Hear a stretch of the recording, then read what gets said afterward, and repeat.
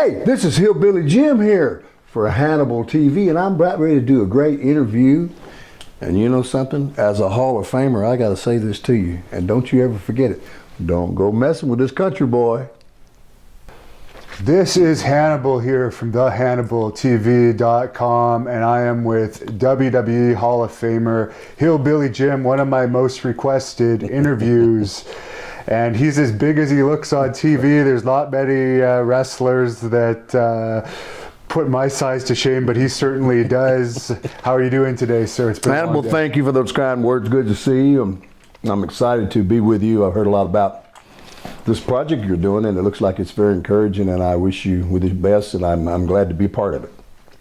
Well, to start this off, do you want to tell us a little bit about your childhood and where you were born, if it was actually Mudlick, Kentucky? Or...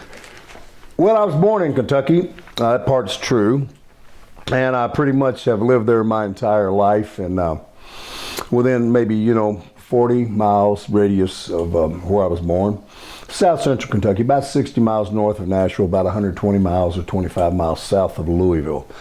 And I still live there as well, and it's one of those kind of things where that it was just more convenient for me to stay where I was from, and due to the fact that as I've been an adult, I've been able to travel around and do a lot of things and go to a lot of different places, but I've always kept that as my home base because you kind of want to, well, I'm kind of like the guy that wants to be from somewhere where I feel comfortable, and that was my situation in Kentucky. And growing around there, it's kind of a small type area, and a situation where I'm just like most little kids, grew up mainly in the '60s and stuff, and got to do most of the things that most of the kids my age liked. We enjoyed music, and music was a big deal then, especially on radio, and we thought it never was going to end, and we thought it was going to be great, just like it was with Beatles, Stones, and Motown, and all the above. And I was in that mecca that was pretty close to a lot of places, because about 15 miles from me, the guy that invented bluegrass, a guy named Bill Monroe, he's from Rosine, Kentucky, about 15 or 18 miles from me. And then like 60 miles, like I say, is Nashville, Tennessee, which is the home for country music. So we're in a kind of area there where there's a lot of great sound. A lot of guitar players are from there. A lot of great musicians come from my area, my world, and I was kind of into that. And of course, sports in Kentucky, primarily basketball. So I grew up playing basketball like any little kid with the hopes, aspirations, and dreams that I would always, be a ball player. I did in high school. I was lucky enough to be all-state in Kentucky. And I got, quite a few college scholarships. I was more of an athlete than I was a scholar, though. I guess a lot of you people out there can identify with that. So I got to go to a lot of different situations to see where I wanted to go, and I finally wound up going up to Oklahoma. So I wound up doing journeyman stuff in college. I never could find my place, and I was kind of disillusioned with that. And even though I started at every school I went to, and by the way, went to 5 different colleges and or universities, and I'd transfer, I'd go somewhere, and hell, I wouldn't do good, or I would become disillusioned, or I'd get an attitude, or I just would give up on going to class, whatever, the regular stuff everybody would do. But I always worked out and enjoyed exercising, and of course I started lifting weights about the time I was maybe between sophomore and junior in high school, and I realized that weight training was something I really loved, and I gravitated toward it because I realized that you could see results and get out of it what you put into it, which made me very happy, and so I always did that. And even with the basketball, it kind of fell out.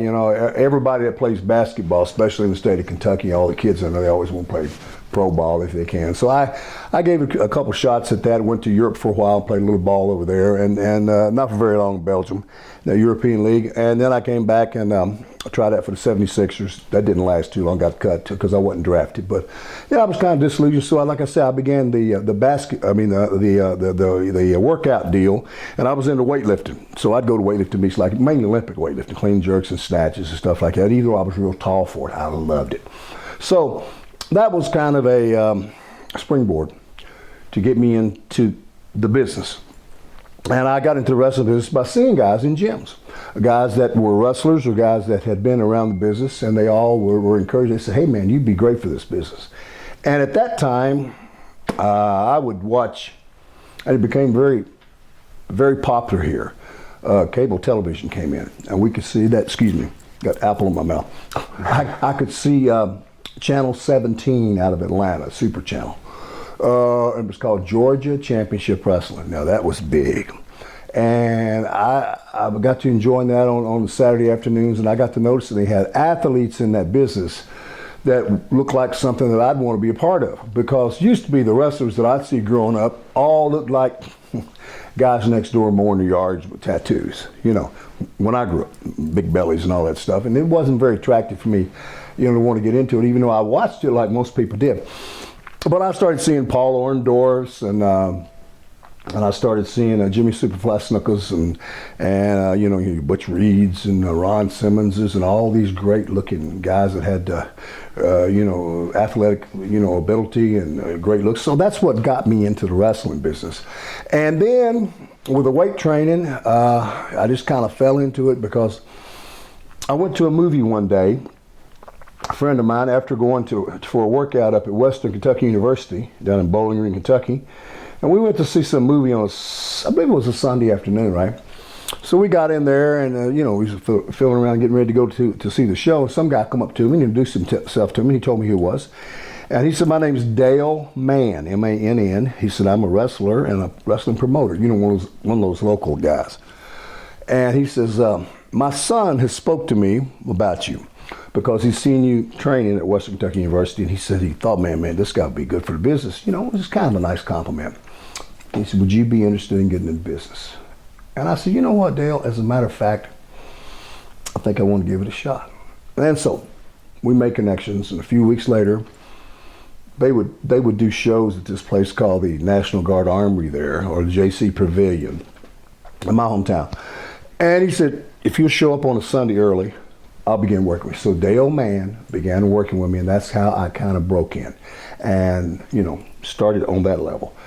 That was great, and I enjoyed it a lot of fun, learned a lot of stuff real quick, and Dale was kind of an old timer in the business. God rest him, he's gone now, but I think about what good advice he gave me and how good he was to me. And he gave me, you know, you got to have a start wherever you're at, right? All of us do. And you never forget where you began if you're sincere to yourself. So he gave me that opportunity, and I was so delighted to do that, and it really started happening real fast for me. First territory I ever went to, Calgary. I got to go to Calgary. I got to go without knowing really what it was all about. Archie the Stomper Goldie, who was a well-known wrestler in Canada, in the United States too, in Florida. He'd wrestled as a Mongolian stomper, tough guy. Somehow or another, somebody gave him the head wind about me. He called me, and then Stu Hart cut me. Yeah, I don't know if you know the stories of Stu Hart. Yeah, this is Stu Hart's family, Calgary. And I didn't know the whole deal about the Hart family. I didn't know anything. I went in there blind about Stampede Wrestling. And, hey, we'd like to see about maybe bringing him in, and started talking to him. Next thing I know, I get myself together and I'm on the plane and I'm going to Calgary.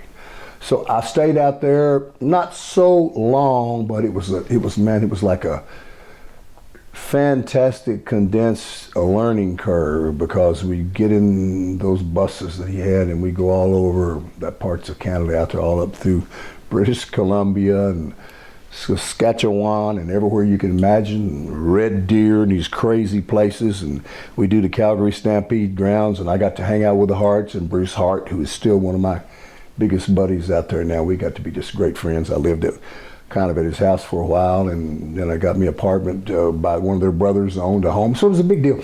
And I was kind of getting into it, and I was trying to get my feet wet, so to speak, in my first territory, which was Calgary. Not knowing what a badge of honor that really is in this business. As I came along later, I realized just that was a holy grail kind of thing that I just stumbled into. So did the deal, and my mother became ill. And me being an old mother's boy, you know, I love my mom. And I had to tell Bruce and I said, look, my mom has gone towards the bad side. I've got to go home. So I didn't stay there long. Come on down, come back, and I guess I was there a few months, maybe 3, and I came back home. And then shortly after that, I got me an opportunity to go to Memphis. Jerry Lawler and Jerry Jarrett, they wanted to bring me into the Memphis territory. So, you know, I'd never really had a character, gimmick, any of that stuff. What were you in Calgary? They just call me Big Jim, and they called me an oil rigger, like an oil field worker, you know, one of those type things. They really hadn't put anything on me, you know. It was just, but I was working all the time and making all the shows and everything, and learning a lot and having a lot of fun. Bad News Allen was out there, Kerry Brown. You know, everybody, you know, this guy and that guy, lots of Japanese wrestlers were out there.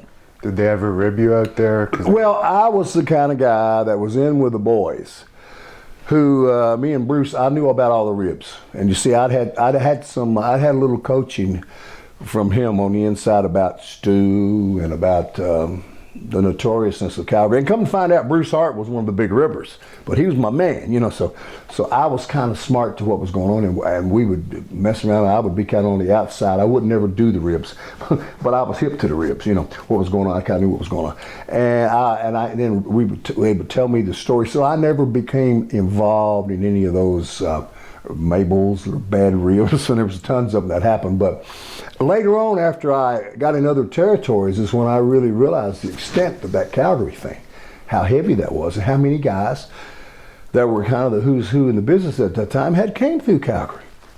I had no idea. So anyway, after I was back home, and I got the call, and Jerry Jarrett and Jerry the King Lawler brought me in. He wanted to put a gimmick on me. So they decided, and Jerry Lawler decided, him and Jimmy Hart, a few people, that I'd be this motorcycle guy named Harley Davidson, you know. And then they put me with a guy who was a tremendous worker, a real hardcore tough guy, a guy named Roger Smith. And they were going to call us Harley Davidson and Dirty Rhodes. Kind of like, you know, Dusty Rhodes, but Dirty Rhodes.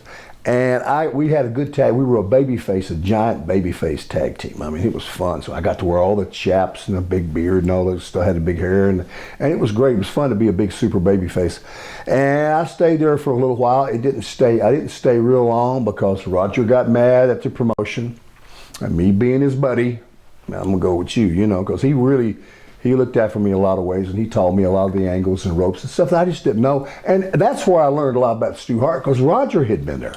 Roger Smith had been there, and he was telling me all these Hart things I didn't even know. And we do Stu Hart. He said, yeah, big bastard, big man. Let me see. So Stu, and I knew, because Stu would size me up when I was out there going back to Calgary and get me down to the dungeon.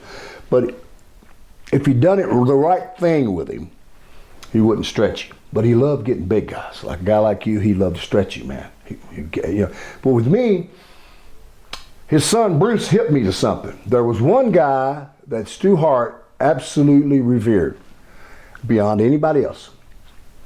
And Bruce told me about it. He said, hey man, if you want to get over the old man, ask him about this. So I worked it just right. I got down there one day, and I said, hey Stu, let me ask you something, sir.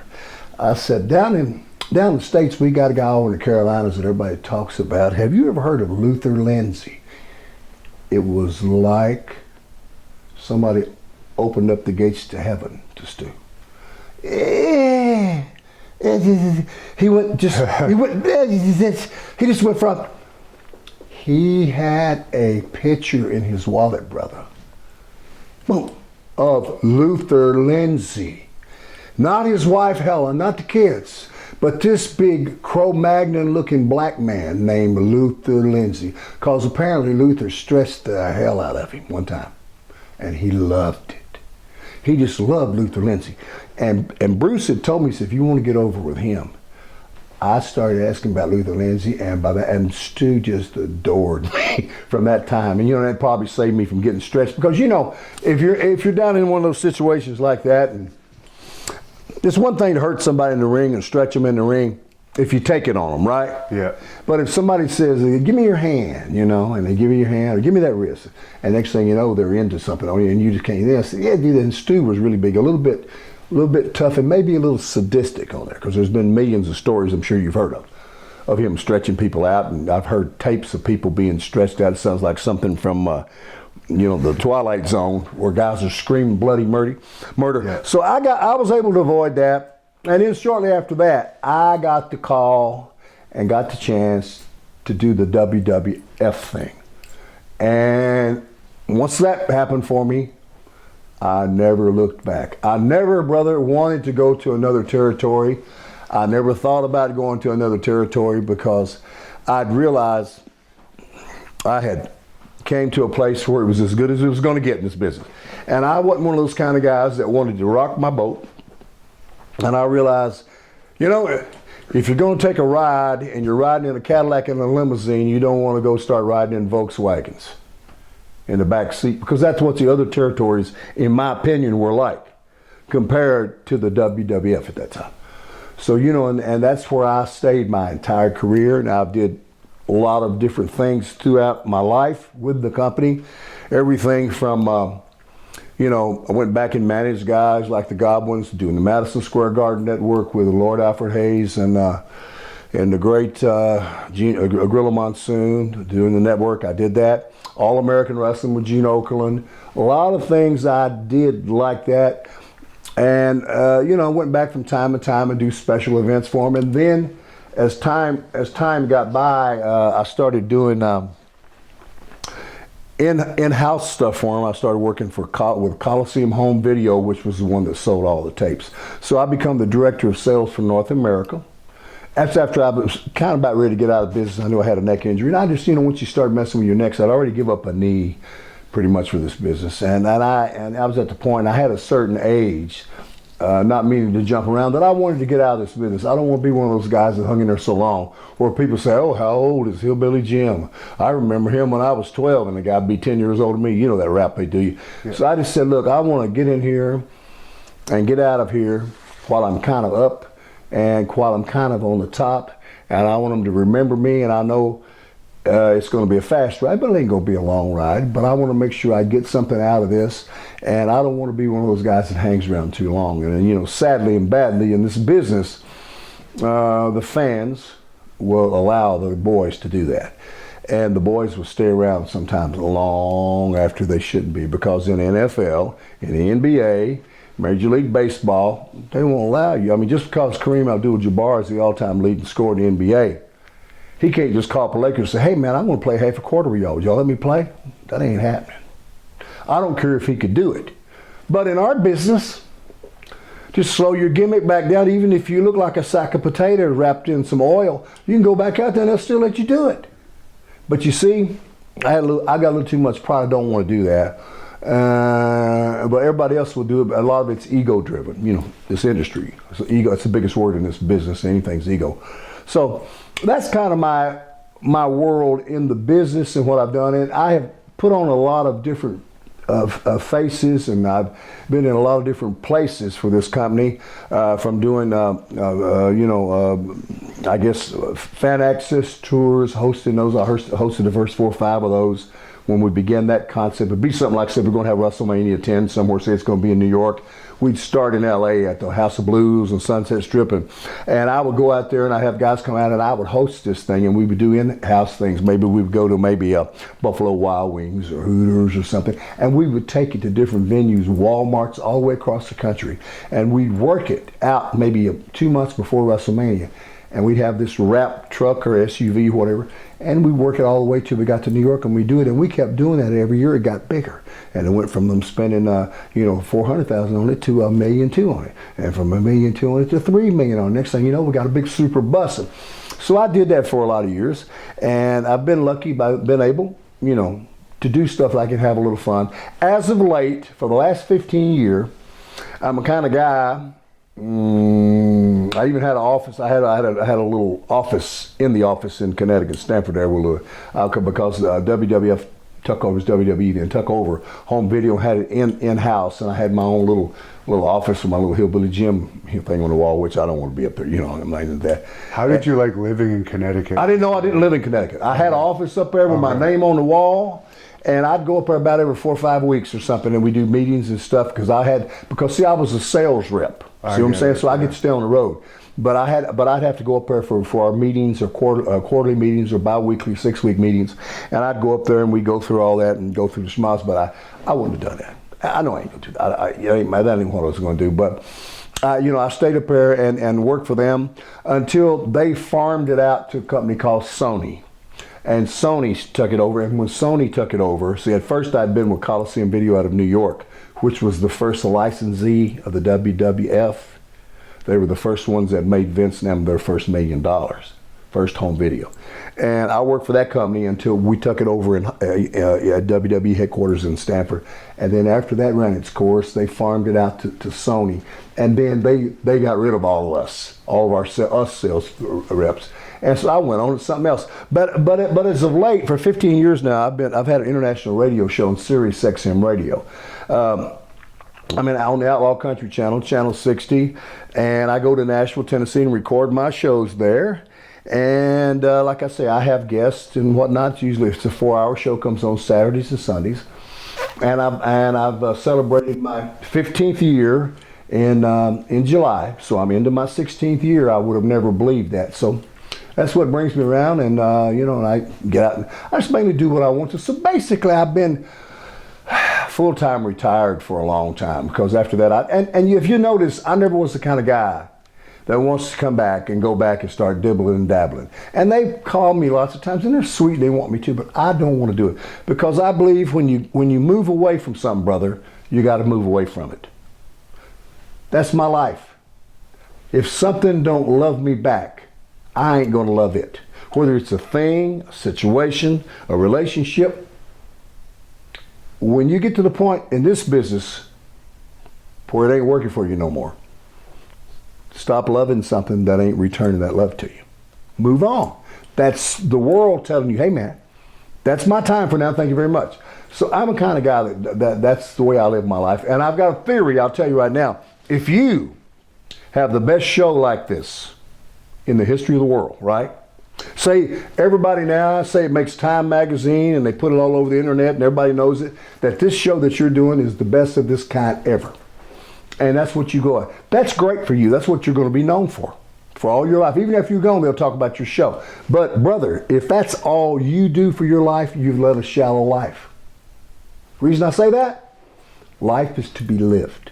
You got to get here and do other things. Because all we know is we come this way one time. I want to get out and enjoy this. I want to go in that direction. I want to have some fun doing this. I want to see this and see that. I don't want to do the same thing every day.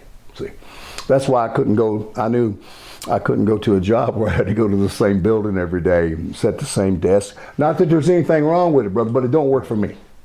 So that's what, I come out and I go out and do a few appearances around the country from time to time. People come, but not very often. Because there again, I don't like to go out that often, because if you go out too often, the people see you too much and then you're nothing special. And thank God I'm in a situation where I don't have to go out and do it. See, so I go out when I want to do it. I pick and choose kind of, and it seems to work better for me when I'm able to get out and do that. And I realize I'm at the point in my life, you're not there yet. I don't want to do anything if I don't enjoy it. If I don't want to do it, I don't want to do it. Unless I have to, there are certain things that we can't get away from. So I'm a little bit selfish to that respect, but that's where I'm at.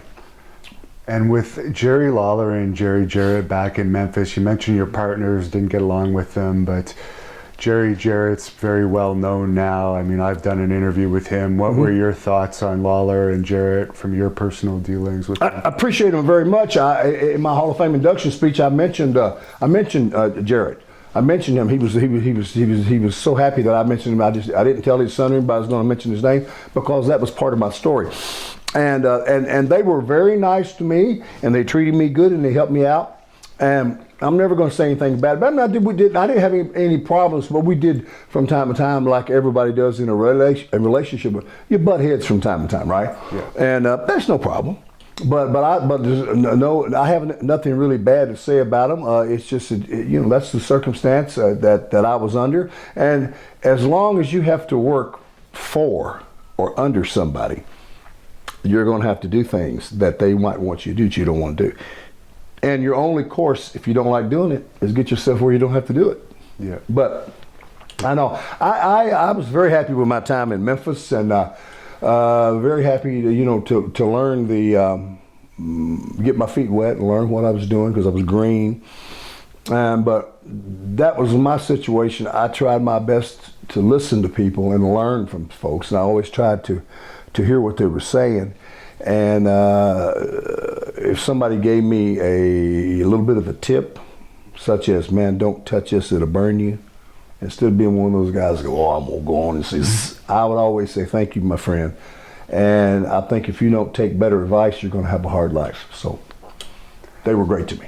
And you mentioned you were picked up really quick for WWE. Most people toil on the independent scene or territories for a long time. How did you get picked up so quick? They like me. I went to Nashville, Tennessee one night. Old-time wrestler, Canadian wrestler named Bruce Swayze, beautiful Bruce Swayze, who was from Hamilton, Ontario, lives down in Kentucky now, real close by me. We've been friends forever. I met him in a couple of gyms years ago, and he'd encouraged me early on that I ought to get in this business. And he was the guy that kind of grilled me and schooled me on on what's going on in the business. That I might need to know the behind the scene things. That's an education. You got to understand. Dressing room etiquette, car talk, and what you do, how you get your foot in the door. Things. So Bruce took me one night. This was after I'd done the Harley Davidson thing in Memphis, and I was gone. I was just took a little time off. He took me one night to Nashville, Tennessee, to the Municipal Auditorium because the WWF at that time had a big card. I mean, everybody that you can imagine was on this one card. They had Stud and Bundy and Kamala, and they just brought in like Junkyard Dog for some other territory, and Snooker was on the card, and I just can't think of who all was on it. Just everybody who was on that card.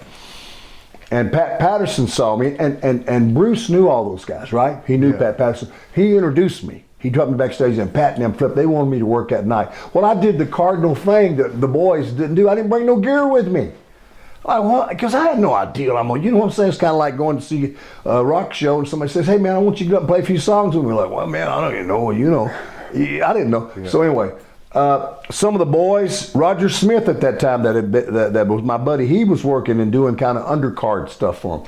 He gave me some stuff, and Snooker gave me a pair of knee pads, and somebody gave me a pair of boots, and so I got out there and did a preliminary match with this kid named Tommy Heggie. Went through 30 minutes outside just before, because Pat Patterson just wanted to watch me. So I did that, and he said, I'm gonna go back to Connecticut, and I'm gonna talk to the appropriate people. So I said, okay, whatever. So he said, in the meantime, I want you to go home tonight. We're in Nashville now. Tomorrow night we're working Memphis. We're going to the Cook Convention Center. He said, I'd like for you to come to Memphis tomorrow. Go home and get your gimmick, which was the Harley Davidson gimmick, right? The chaps and all that shit, vest and hat. So I go home, I get my gimmick, and I make the trip to Memphis. And I do a match with a great guy, Salvatore Bellomo was his name. A great guy, he just put me on. I went up there and saw the match, and Pat was all about it again, and next thing you know, it was on. So within a month, Howard Finkel was calling me. Jim, this is Howard Finkel, from WWF. And I said, hey, Howard, how you doing? He says, listen, they want to bring you in. So what they wanted to do, they wanted me to come up. They were going to fly me up, and they were going to fly me up to New York, and then they were going to get me a little puddle jumper up to New Haven, Connecticut, right? It was pretty cool for me because I knew that the arena we were going to work in, go back to music, was pretty iconic in that it was the place where Jim Morrison of the Doors got arrested one time for some kind of indecent exposure. And somewhere in my little pea brain, I was saying, man, that's pretty cool, the Doors, So anyway, I fly up, and I go out there. Even I got that Harley Davidson stuff on. They let me work, and that's when it all happened for me right there, brother. Because there was a booker, a very famous guy, a Canadian guy named George Scott. You probably heard his name. Oh, yeah. He had another brother named Sandy Scott. I never met Sandy, but I know George. George Scott and the late, great, all these guys except Vince and I are still here. George Scott, the late, great Chief Jay Strongbow, myself and Vince, after the match, got into one of those dressing rooms. Vince had a program rolled up here. I'll never forget that. Holding his hand like Bear Brat. We want to get you, well, what are we going to call him? Actually, it went down like this. We were deciding my future right there. I mean, in real speed in front of me. Like, well, and this is and that and this is that. And, I'm just trying to get my foot in the door. You don't necessarily want to put in for a certain kind of gimmick like a hillbilly. Nobody want to be a damn hillbilly. Really? Really? But if that's what it's going to take for you to get into business, you get in. It's because I understand the importance of getting your foot in the door. And Chief Jay Strongbow says, well, there hadn't been a hillbilly in a long while. Of course, he was an Indian, and he wanted that hill. He loved that Haystacks Calhoun, that Kentuckian thing, the scuffling hillbilly thing. He said, and Vince says, well, I like that. Hillbilly Jim. I'm thinking, whatever. He said, where are you going to say you're from? I said, and I knew of a little place real close to where I lived at in the country, over in a little county called Monroe County, Kentucky, but it's called Mud Lake, Kentucky. Honest to God, say no joke. And I used to remember when I was a kid, I'd go up to see my cousins. My aunts would throw us all up in a car and take us to a little town there called Tompkinsville, Kentucky, and we'd drive right through Mud Lake, and it was like, I can't believe it's a place called Mud Lake. It's this great little place.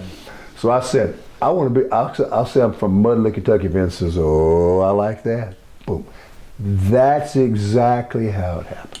Right there is where the whole Hillbilly Jim concept came down in New Haven, Connecticut, mainly through those guys, primarily Chief Jay Strongbow, Vince, George Scott added in a couple things, and then my career got started in. And then I go home and I wait.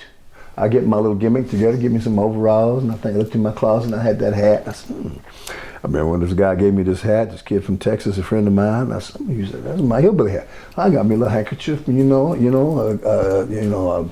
a bandana, red one. And I said, I'm gonna get myself together.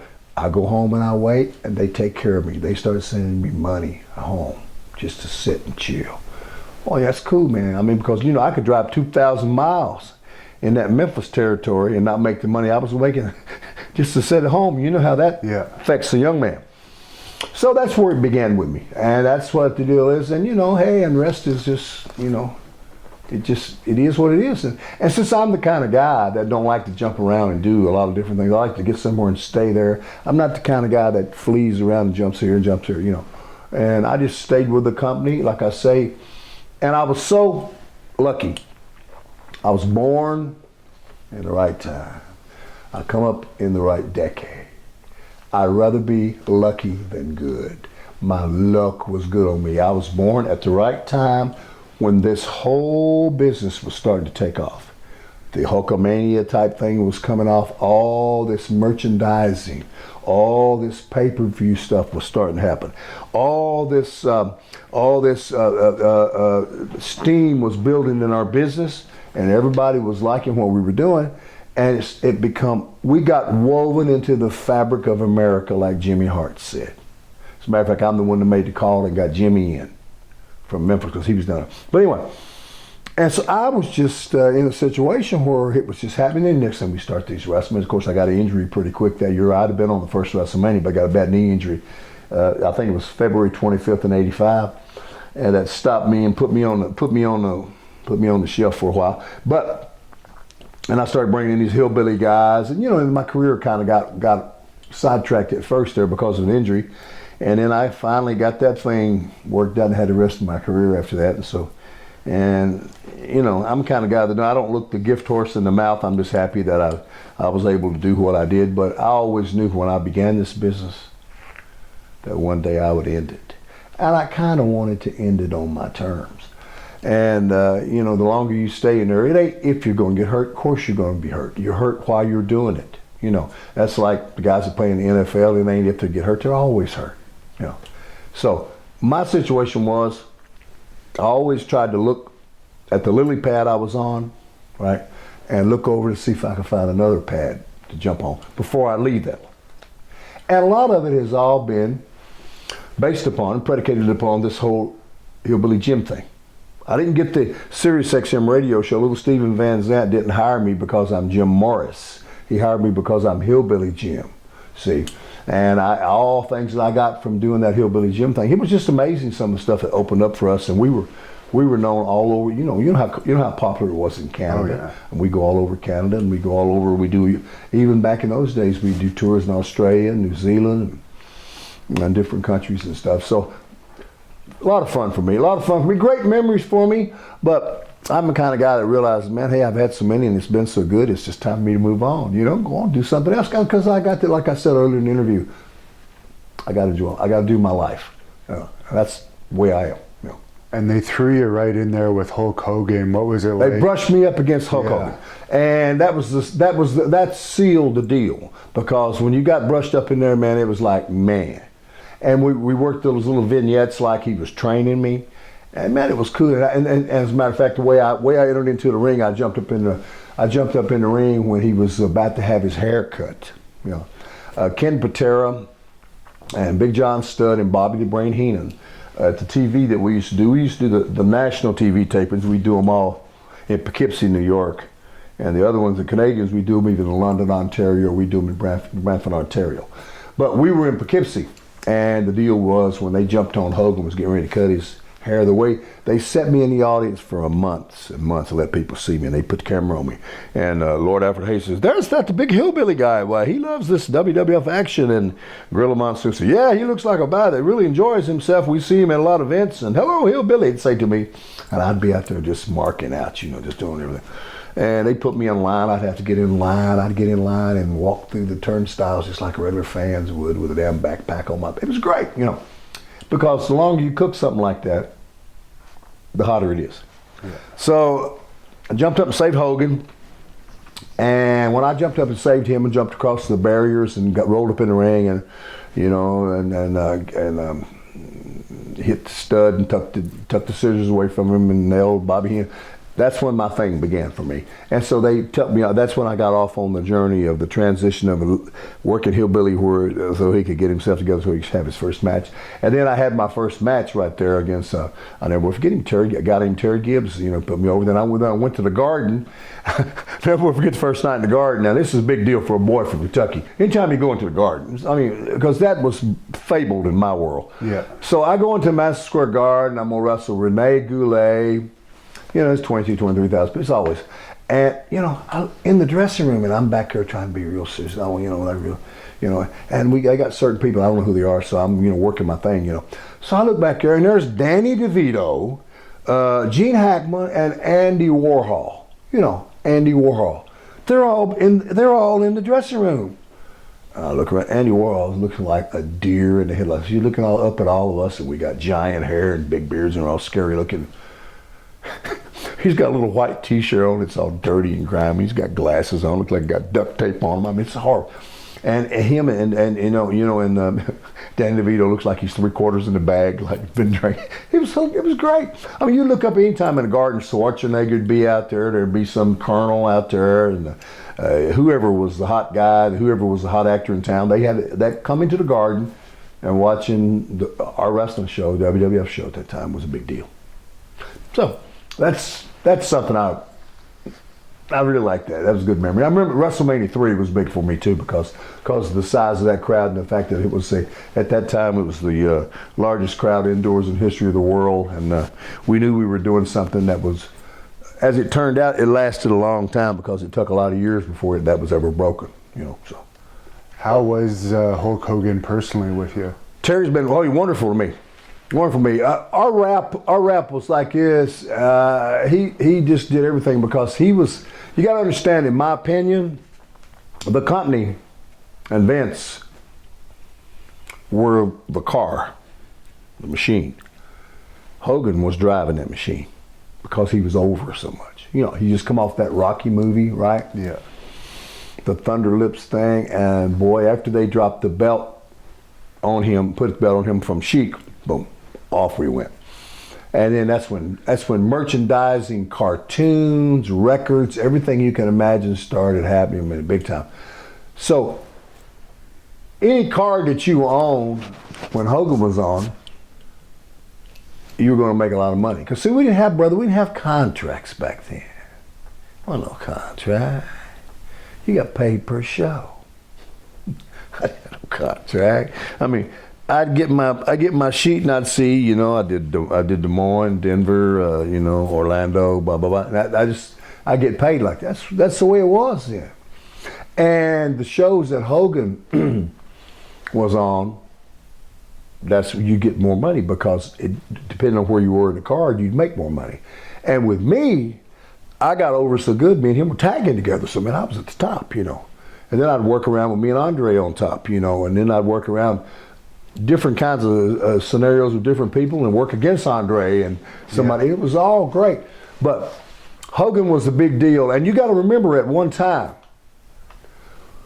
we had 3 shows a day going. We had an East Coast squad, a middle of the country squad, and a West Coast squad. And we had so much talent. You look at the roster we had. You had your Pipers and your Orendors and your Junkyard Dogs, your Jesse the Body Ventures, your Hillbilly Jims, of course Hogan's, and your Andre the Giants, and it went on down the car. And so we could build everywhere, and they made it strong. But Hogan would always say, "Hey man, I want you to get over good. I'm gonna need some help out here. I can't do it all myself," which is true. So that's kind of the way the deal was, you know. And you got to realize too. So here's the thing that most of the boys know. One time I wrestled 63 straight nights. And I flew 53 of those 63 days. I mean, they don't let the airlines people do that. Yeah. I mean, it was brutal, man. It was like, whoa. And as I'm thinking back on it, because George Scott was the booker, he booked those slew because we were so hot, we were so in demand. Yeah. And they just kept booking, and everywhere we were going, it was still standing up to the test. Sell out, sell out, sell out, sell out. It was a great casualty. It was going where we were making it. And you know, when you're young like that, you're as close to being Superman as you're ever going to be. You're impervious to what you're doing to yourself and how it's going to be later, brother. You don't think about that because you're caught up in the moment and you're the thing. I mean, no matter where when we were like, it was like, you know, it was like a famous rock and roll show. I don't like to use the word rock stars, but it was like a famous sports team going. Wherever we went, man, people loved it, man. They would just see us in airports. But can you imagine in today's world trying to travel 63 straight days in a row? Or 53 days in a row out of 63. With all the security. You couldn't do it. You couldn't do it. I mean, the world's not so, but in those days, and we had more flights then. We had more cities that they went to. Much easier to catch flights. Much easier to change a flight if you didn't want to go on it. Even the other airlines, it wasn't no hassle. Security was easy. No shoe bombing, none of this crap going on. No threat of that wasn't in our equation. So, you know, it was a magical kind of time. It was a lot of fun. But at the same time, let me lay this out there for the fans and everybody listen to it. I ain't sitting up here telling you that ours was the best time ever and it's all that, blah, blah, blah. Ours was as good as it ever was at that time. And that's all I know. I didn't live in the times before then. I don't do much of this now. I've been back a few times and did what you boys do. And it was as good as I knew it. I'm not going to be one, I would never be one of those bitter people that says, oh, these kids now don't know what they're doing. Or don't know what they're doing. Listen, it's just different now. Things have just changed. And most of the guys, as you know this, and most of the girls in the company, they're so nice to guys like me. They treat us with so much respect, and they're so cordial, and they're so complimentary to us, and they come up to us. It's just wonderful. It's touching sometimes. Because I remember some of the older guys, some of the guys that wrestled in my time didn't have too many good things to say about the old timers before them, because the old timers didn't treat them good. Old timers would shoot on them. They'd stretch on them if they could. They'd try to hook them and do everything to them, try to make them look bad in the ring. They were jealous of them, right? But this group of guys that I come along with, we didn't do these young guys like it. We had no reason to do that. So consequently, all of them are nice to us, and it's a good camaraderie and a nice payback, you know? Because when the company calls me back and has me do Legends House and stuff like that, and they want me to come and do this and come, I mean, it's nice that they do. And I appreciate them doing that, and for them to remember me even this many years later, it's beyond. If you start out on a trip like that thinking it's going to be like that, it'd be too much to ask for it. Thinking I'd do it, sometimes things just have to happen. You know. And you mentioned about your experiences with Andre the Giant, working as a partner and against him. What was he like as a person with you? If he liked you, he was great. If he didn't like you, he wouldn't give you the time of day. Because you got to realize, man, he was in a situation unlike any human you ever I ever knew, because I didn't have other humans around me that were with that look and that size. He never could hide from being Andre the Giant. There wasn't no incognito in that deal, right? No. And he had to be there, and people always was like gawking at you. It don't matter where he was or whatever he does. How are you going to hide that? And I don't know how he stood up under it, probably as well as he did, but he was good to me. He was a different kind of guy. I think about him a lot even now.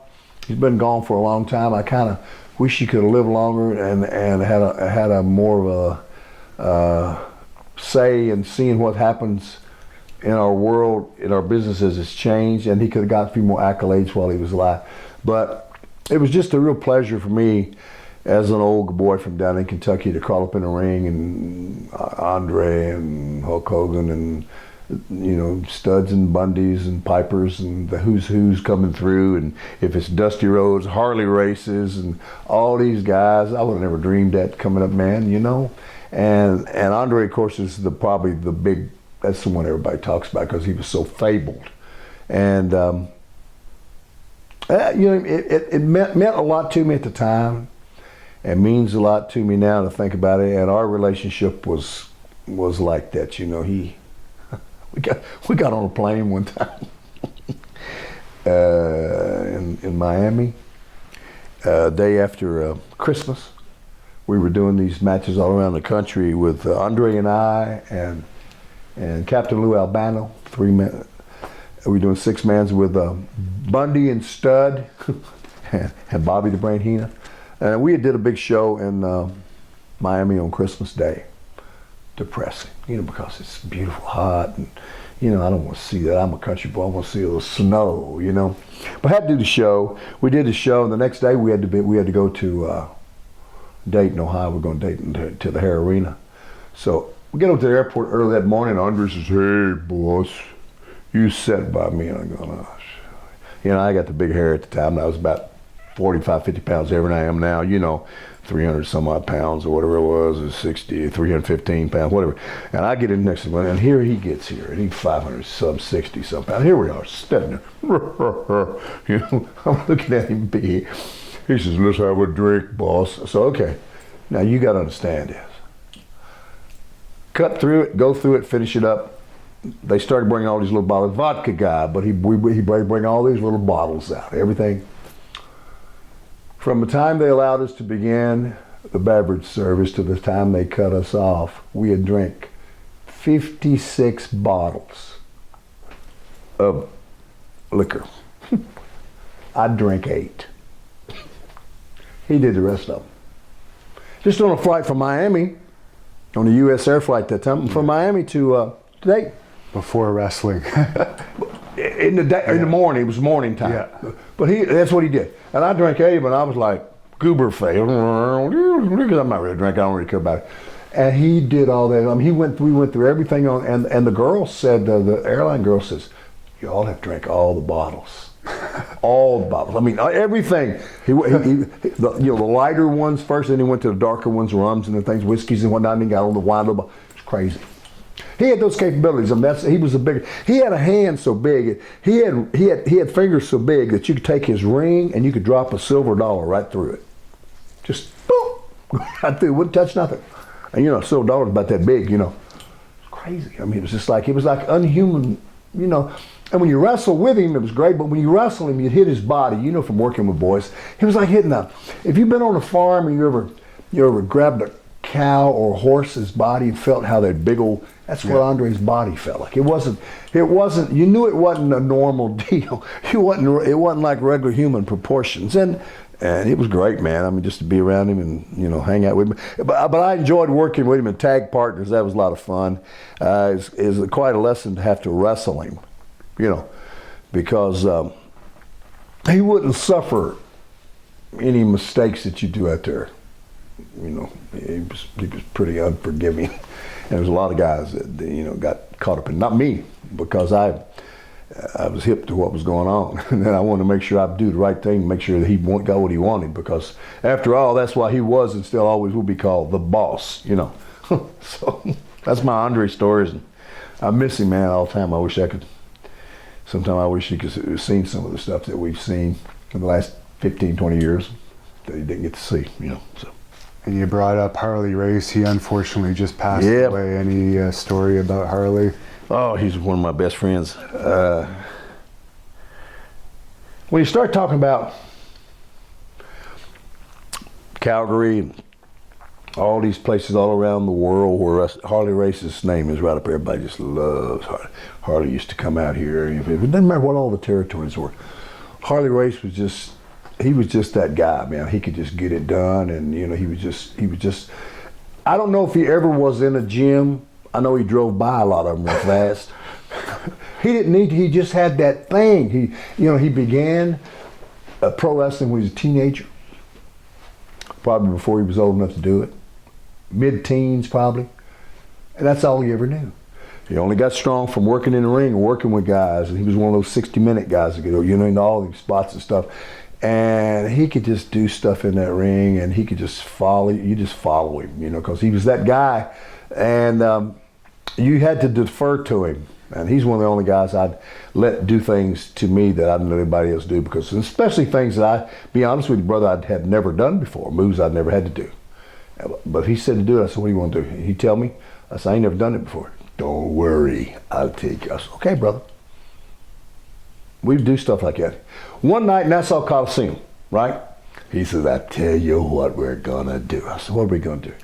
He says, "Sometime during the match," and I don't know if you've ever been in the day, in Nassau Coliseum, the rowdiest crowd in the business was Nassau Coliseum.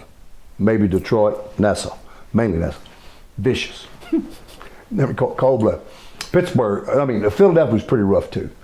Nassau, I believe, was the head of all. Harley and I'm gonna do a match with Harley. Harley's already a little old up in age, and here's what he wants to do with me. And you gotta understand, at that time, I'm 313, 14 pounds, whatever, big, long, right legged, right? He says, "Here's what we're gonna do." And I said, "Harley, I ain't never done this." He says, "I want you to pick me up like a slam, right?" He said, "But I want you to go back to the rope." And he said, "Here's what we're gonna do. You lean back, I'm gonna lean back on your chest." He said, "I ain't gonna hook no rope, no. He's gonna do all the hooking, and I'll let go, and my legs were gonna go up, and we're gonna flip over, and we're gonna get the floor." And I said, "Harley, I ain't never done that move." I said, "That's the stuff I do for the little guys. That ain't for me." He said, "Just don't watch, whatever." I said, "Brother, we do the match, and I ain't into doing that because I've already had a bad knee injury in '85, and I don't want to go through this stuff again, man." And I'm saying, "Well, I love this guy. I trust him." Spot time comes. Boom, boom, boom, boom, boom. I get him. I got him up there. I go back thing. Here we go. And next thing I know, I let's do what he does, and I'm up. It's like I'm in a washing machine or a dryer. Things start happening. Next thing you know, we up and I'm over, and I'm just like, and Harley lands under me, and I land just like I'm laying on that bed, like nothing. It's the greatest thing to feel. I couldn't believe it. He said, "See what I told you?" Got him, man. He was like cool. He could do stuff like that because he was an expert. And that was just something in the Hillbilly Gym, because all Hillbilly Gym wanted to do was country boy stuff, dance and do my stuff out there. And we had everybody on the show set up to do spots like that. And you didn't do their spots. Hogan drop a leg, you don't drop a leg. You don't do you don't do the spots that the other guys. Everybody goes up there and does everybody's stuff. You didn't do that because the next guy that come up was going to do his shtick for 10, 15 minutes, and everybody on the card that got to see it was going to see the whole package that we brought. So a lot of those big high-flying movements, that's probably why I was able to have a career and get through it fairly good, because the guys that were built for that, and we had guys that were bumpers, But Harley was, what can I say? He's just another one of those guys that they don't come through no more. The world that we're in, the wrestling business we're in, it doesn't lend itself to those kind of guys anymore. No. So.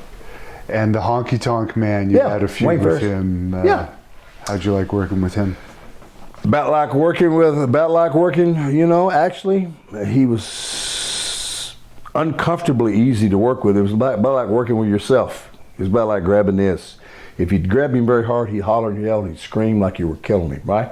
Those guys that are real. Now, I'm not a real I like to kind of put him in there because I had this whole host of guys. If you're working with Andre, he don't want you to kill him, but he wants you got to lay it in there. You can't he ain't going, I mean, you can't do little dinky stuff. You got to lay it where people can hear it.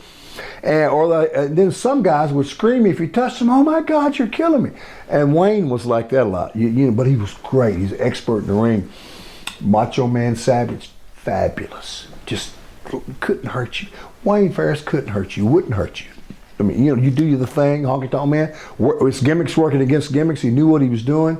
Like I say, Cowboy Bob Orton, wow, could he go? He really could go. The Magnificent Morocco, Don Morocco, man. It was like night off with these guys. You just go in there and do your thing. Big guys I worked with, I enjoyed working with the One Man Gang. George Gray, 747, they called him One Man Gang, or they called him, Hakeem the Dream. Remember he danced like he'd have the, and that was fun working with him. James Harris, the Ugandan giant, Kamala. Andre, I knew how to work with him. I knew who he wanted to do. I knew he had a lot of limitations. He was hurt, and I would always try not to make him bend over, because at that time you don't want to get stepped on by him, or you didn't want him to accidentally, step on your arm or your finger or something. So I'd always come to him, I wouldn't make him get out of his range because he was hurting, and I would come back into him and give him what he wanted, make it easier for him, to work, and he appreciated that. I've had a few guys in my life, like you all do, where you got to run for your life. But usually in this company where if you had any of those guys that make you run for your life, the boys would take care of that with a guy, Yeah. Like, Louis, you ain't gonna be doing that very much, because we're all out here a lot of nights in a row, and you can't work 63 nights in a row with somebody that's like he's just escaped from the prison, because you ain't gonna make it, right? So we would look after each other, and we would take care of each other, and you'd make sure that you don't want to, you'd rather hurt yourself, and I've hurt myself trying to not hurt nobody else.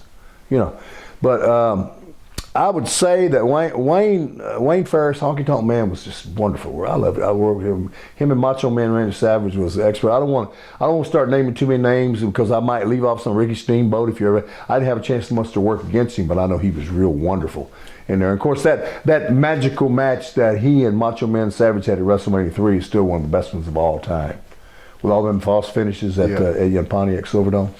Were you friends with Savage behind the Very scenes? well. Oh yeah, we were buddies. He's a Kentucky boy, just like I was. That's right. Yeah, He and his lived there, brother, right? and I knew his daddy real well. Knew his mom, and Angelo Poffo is just. He was just. When I broke in and got to the WWF at that time, and things were going good for me, I talked to Howard Finkel one day, and we were talking about some of the boys down, and he said, "You think Jimmy Hart might want to come up here?" I said, "Yeah, he would. I'll give him a shot." I said, "Let's talk." And as it worked out, Jimmy thought we were ribbing him, and Vince called him, and Jimmy hung up on him. He thought it was somebody playing. Vince called him. He said, "Jimmy, this is Vince." "Oh yeah, okay, sure." He hung up on. He thought some of the boys ribbing him, but come to find out, it was really so. When the Mouth of South got up here, Jimmy, he opened up the door and brought Randy in, Macho, and Elizabeth. But Randy brought in Lanny, and then of course he brought in Rick Rude, another one of my buddies. And I don't know when Neidhart came. Neidhart was down there for a while, but not very long. I think he might have got in on the brother-in-law connection, which was Bret Hart, But I was the first one from down the South that got through, in the then company, WWE, the one that from the one before WrestleMania started, So great. I mean, just great stuff with all these guys that come through. Most of the guys were. Jesse Ventura was easy to work with. He liked to walk in and talking. Jesse did. We had some funny, good matches. It was great, man. Are you surprised that he became governor? Yeah, later? sure was. Surprised this president we got became president. I know him. Since we're talking about surprises. Yeah. But I mean, I never, brother, say never. Because I have learned a long time ago that most things in my life I said never on, I always had to wind up going and doing them. Now I might say it to you, I'll say, man, I hope I never.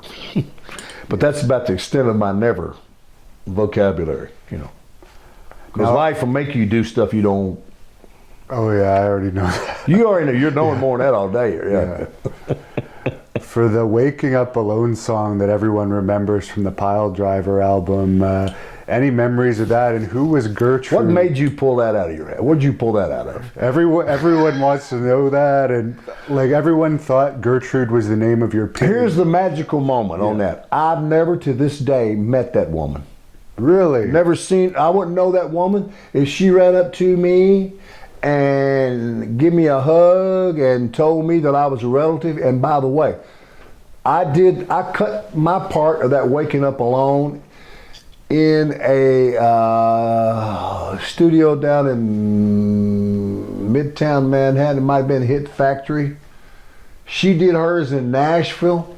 They were put together, and I've never seen that woman to my day. There's no anything about it. There's no mystery. There's no Paul is dead. No magical stuff like on Beatles stuff where somebody's saying something to me. There was nothing tricky about that. The first song that I did, the Don't Go Messing with a Country Boy song, I did part of that in New York, and I finished it with the great late producer Joel Dorn over in Philadelphia, and they had the band on there that played. It was Joel Weisburn and Deliverance. There was a great movie out called Deliverance many years ago with Reynolds and John Voight, and that song, diddle-ding, diddle-ding, diddle-ding, ding-ding. It's the same people? Yeah, that's the same guy. Wow. Same guy did that. They're the ones that did the track on me, and of course Marshall Chapman, she's the one that wrote it. Her and maybe Shel Silverstein had something to do with it in Nashville. I recall that, but it's funny how those things happen. I mean, with studios and stuff like that, there's a lot of that going. You never even see those things. And since it was kind of a one-off thing, that I just had a dream about you, that Waking Up Alone thing. It was kind of a little cool thing about the road. And I didn't enjoy it as much, of course, as I did that Don't Go Messing with the Country Boy thing, because I heard it all the time, and it was my theme thing. I went all over the world with that. And it had that Hillbilly Jim Temple thing. You knew what was happening. And it's funny how people get those things. It's funny. I've often been around the country like we do, and when you go eat at night, and maybe if there's a little restaurant there or a little lounge, you go in and see acts and musicians and entertainers, and you find sometimes around the country you find some of the greatest entertainers that are just struggling in little funny faraway towns that you never go to, and then I'll be thinking, Seth, here I am, I've got 2 gold records for songs that I did on those wrestling album and Pile Driver, on Epic Records on my wall at home, and here are these great musicians, these guys are playing and singing, and they'll never even get a look at it. It's all about being in the right place at the right time, right? Well, Waking Up Alone, I like that song, and I did find it unusual that in the Pile Driver music video, that's the only one that's not in there. Yeah. So, did they ever explain that? I'll tell you what I think. That there was a problem with some licensing on it. Oh, okay. Some technology, some technical stuff with, copyright this, who knows. I don't know anything. It didn't interfere with me anyway. I got my 2 gold records through, because they went gold in Canada. Wow. My 2 gold records, I have the big ones for the albums, they're for Canadian sales. So do you remember the real name of the female it's just listed as Gertrude, which I think was your pig's name, That's which all was I unusual. know about. I don't know. I don't know who she was. I never seen her. I never talked to her. I don't know who she was. I don't know who the girls. If she was just a studio girl, or if she was just a demo girl, or some girl they got to go in and cut it. I just had it. And I did my part. She did. I heard it in the sets while I was doing this to her, and I just went through my parts. And you know how you'll do this, you'll do this, and other interviews you put them together, make them better or whatever you decide. That's the way that's the magic of the recording industry, Now with Uncle Elmer and I think it's Cousin Junior, did you travel with them? Some I did. They all come about because of my knee injury. Okay. That's what, first off, that's why that happened, because Cousin Junior, we got Cousin Junior. They'd put all this time, effort, and money into me. And I got this knee injury.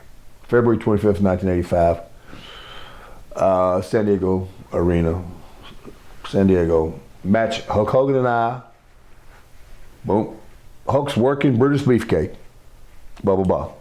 I'm on his corner. Johnny Valiant's on his corner. Right? Boom. We did a couple spots that got screwed up. I got my kneecap just crushed and it was awful. After they had all that time, money, and effort in me, they needed something to recoup it, and they wanted to kind of keep me going, right, while I was rehabbing. So they come to me and they said, Jim, do you know somebody we could bring in, another hillbilly boy, you know, that we could fashion something where maybe potentially we could let him come in and you could manage him and maybe see what goes on with that until you're ready to come back again. And blink, the light went on. I thought about this kid down in Kentucky, a guy that kind of helped break me in, a great worker. His name was Lanny Keene. And he's the guy I had my first match with, my first pro match with that I ever got paid for. And I knew he could do anything. I called him, I said, Lanny, hey, I got a deal for you. Blah, blah, blah, blah, blah. Do you want to come in and do a cousin type thing for me? You know. So they decided they'd call him Cousin Junior. First night that they brought him in, I managed him at the Cow Palace in San Francisco. They flew him all in. And brother, listen, I'm not a hillbilly, but I've been around hillbillies. I know what they are because I live in the state where there are some out there not too far away. Yeah. There's nobody could have been a better hillbilly than Cousin Junior. My God, he showed up out there with a pair of overalls on and a goofy look on his face and a crazy looking hat and a cowbell and barefooted. And who else he could work anyway? You know, he could do the get down, he could do that mule kick, you know, and he could do all kinds. He just could fly. And he could take bumps. He was great.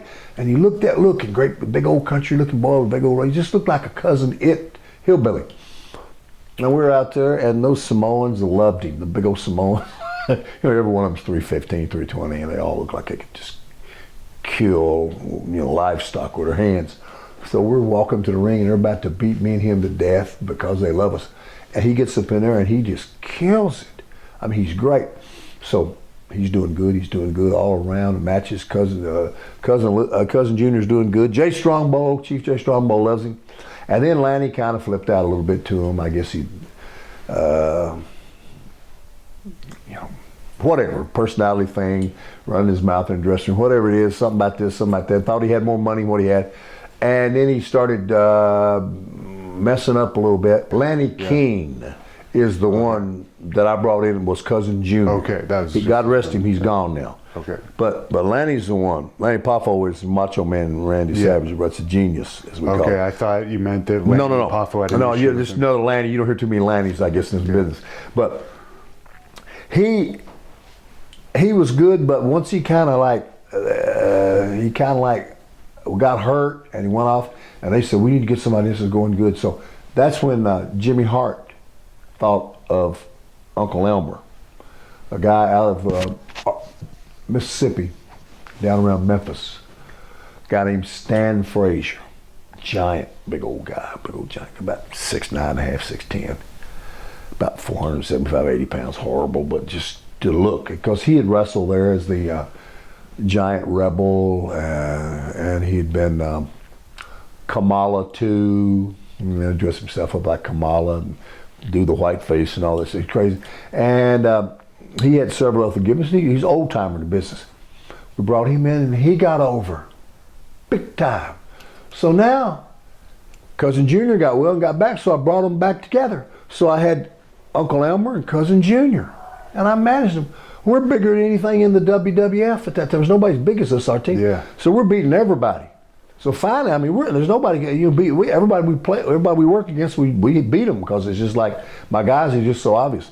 Even though it's a hillbilly type thing, and we get out there and dance and do, and it was cooking her for a while. And they put the belts on us just real quick one time from one TV to another, because they let us beat Greg Valentine and Brutus Beefcake one time. On one TV to the next TV. Then they had them to drop it to the next TV. That's fine. Valentine must have been pissed about that. No, I can't believe it. you know the deal. Yeah. And so they go through all that, and we get through all that, and then it's all great. And then one of them starts messing up again. I think I don't know if it was Elmer or whoever it was. He held up NBC one time, and they had to fly me all the way across the country and spend about $20 grand on a Learjet just for me, flying me from Fresno, California, all the way to Providence, Rhode Island to do Saturday night's NBC, Saturday night main event, and they wanted me to come over, and because Elmer wasn't going to show up. And then when I flew over there and they spent all that money, the driver said, "I'm taking you to the hotel." I said, "The hotel? Hell, take me to the arena. I need to go to Providence." I said, "Don't know." He said, Elmer showed up, and boy, he had like the quickest match in the world. Somebody beat him real quick. They killed him real quick, and then they fired him.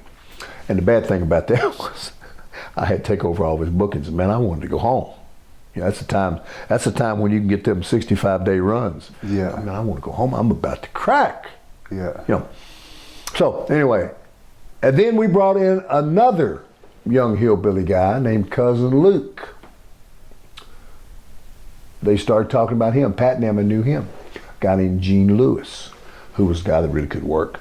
He'd been in the business a lot of years. He'd been in Puerto Rico a lot of times. New Jersey boy by Georgia. Been around, and he made a great little hillbilly. So I had him and Cousin Junior as hillbilly. I managed them for a while, and they did good. And then finally, it was just a little bit of drama with them. And Cousin Luke didn't get over as good as the first two did, Uncle Elmer and Cousin Junior. And finally, as my leg and towards the end of that year got to hitting better, they finally just more me, and then it was me and Cousin Luke doing tagging, and then finally, they went on, and it's just me again. Once I got healed up, I resumed my world. But I never really caught the steam I did before I hurt that knee, because they had me set to go all around with Hogan, me and Hogan, tagging. That's when I was really going to get, make my money, as I told you. Huge. And it just didn't work out that way because of injuries. But by George, it just, one thing closes, another thing opens, and you just roll with the flow, man. And you mentioned Pat Patterson helped bring you in, and then you were on Legends House with him. And I guess you were probably working in the office when there was all that controversy regarding the agents. Everything was settled, but what's your opinion on some of that controversial stuff with Patterson in the early 90s? Well, you see, you mean the stuff with Mel and all those guys, Mel Hilbert and those guys? Terry Garvin, I think. Terry Garvin, those guys. But you see, I never did have that was innuendo that we would I'd always hear the deal. The boys next day, everybody talk about it. I never had no public problem with that or no personal problem, but it was kind of an uncomfortable time. That kind of stuff being talked about. But I never saw it with my own eyes, but the guys would say what they saw. And that's the eyes I'd be hearing through and looking through, So, and I never had no problem with anybody, Jim Barnett and all those guys that were up there, You don't fit the profile either, though. No. Well, I asked Pat one time, I said, me and Duggan, we were laughing, all of them laughing, they were all drinking one time at Legends House.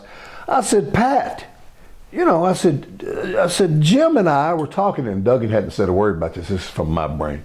I said, they were all sitting around having beers and shots of stuff, and Gene. I said, Duggan and I always wondered, all the years you've known me and him, how come you never took a shot at me and Jimmy? He said, "Are you kidding? You two aren't my type." And it was hilarious. We just loved it, man. It was the best thing ever. So I don't know. But my situation was different. I never had those kind of problems. I mean, we had things. We had steroid issues, and all that was a big scandal one time too, right? Yeah. But that was a big deal. A lot of things, and a lot of stuff happens in this business. And you have to kind of roll with the flow and deal with it and see where it brings you. But all of it pretty much was weathered, right?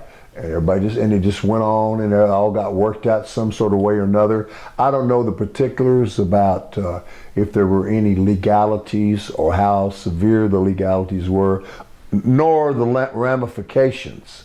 All I knew is look, I ain't got no, that thing ain't my thing, and I'm just trying to make my money like I normally do, because that's what I was here for. I was there, to get paid, number one. I wasn't up there just to party and hang out and blow my money every night in the bars or something. I wanted to make my money and move on because it was a business to me. I'm glad I did it. I love it. I appreciate it, but I don't watch sports that much since we're talking. Anything. If sports is coming on, say it's Game 7 a Major League Baseball, or it's Game 7 of the NBA or Super Bowl coming on, and I get a chance to go work out, I'm going to go work out.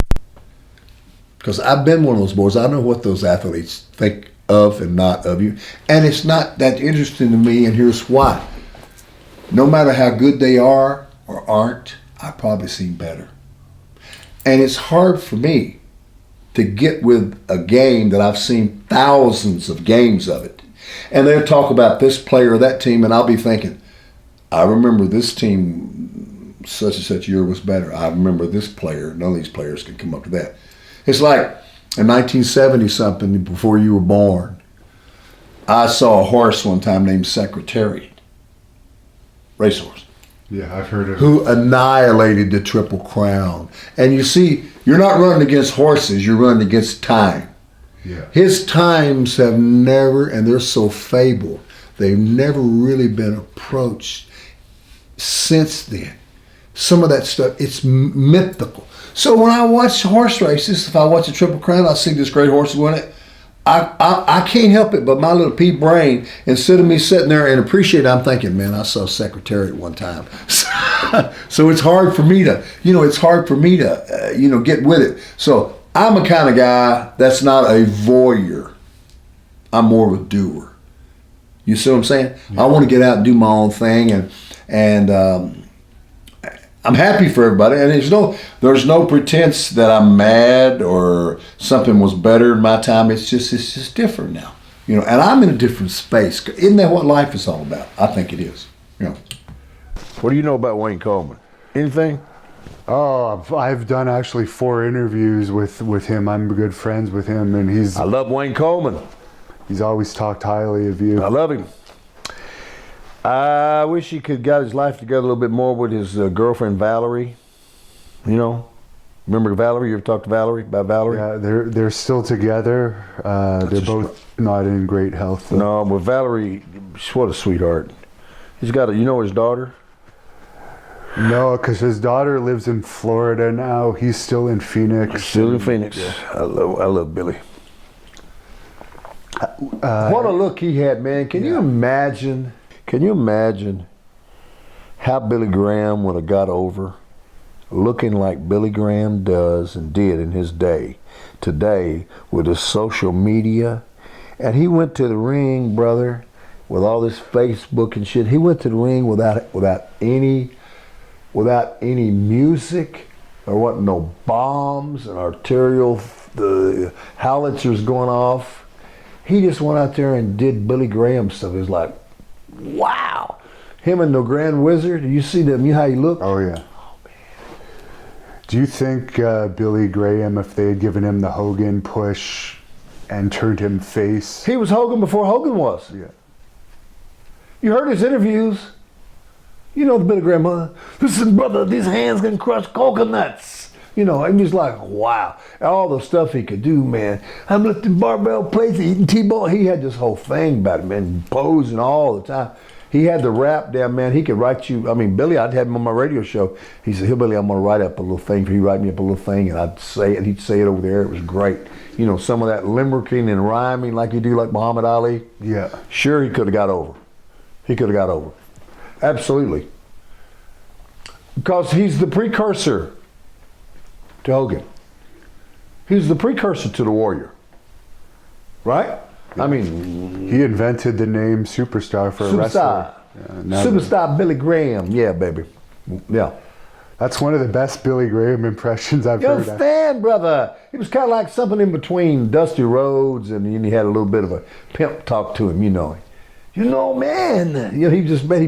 the greatest. I mean, you could just watch them interviews he would do when he'd come out with that tie-dye on, that savage tan, like he was just about burned under a flame, and that hair, and man, it was like a hippie looking, far out, like cosmic, San Francisco musclehead. Wow. How did you guys end up gravitating together? Billy had came back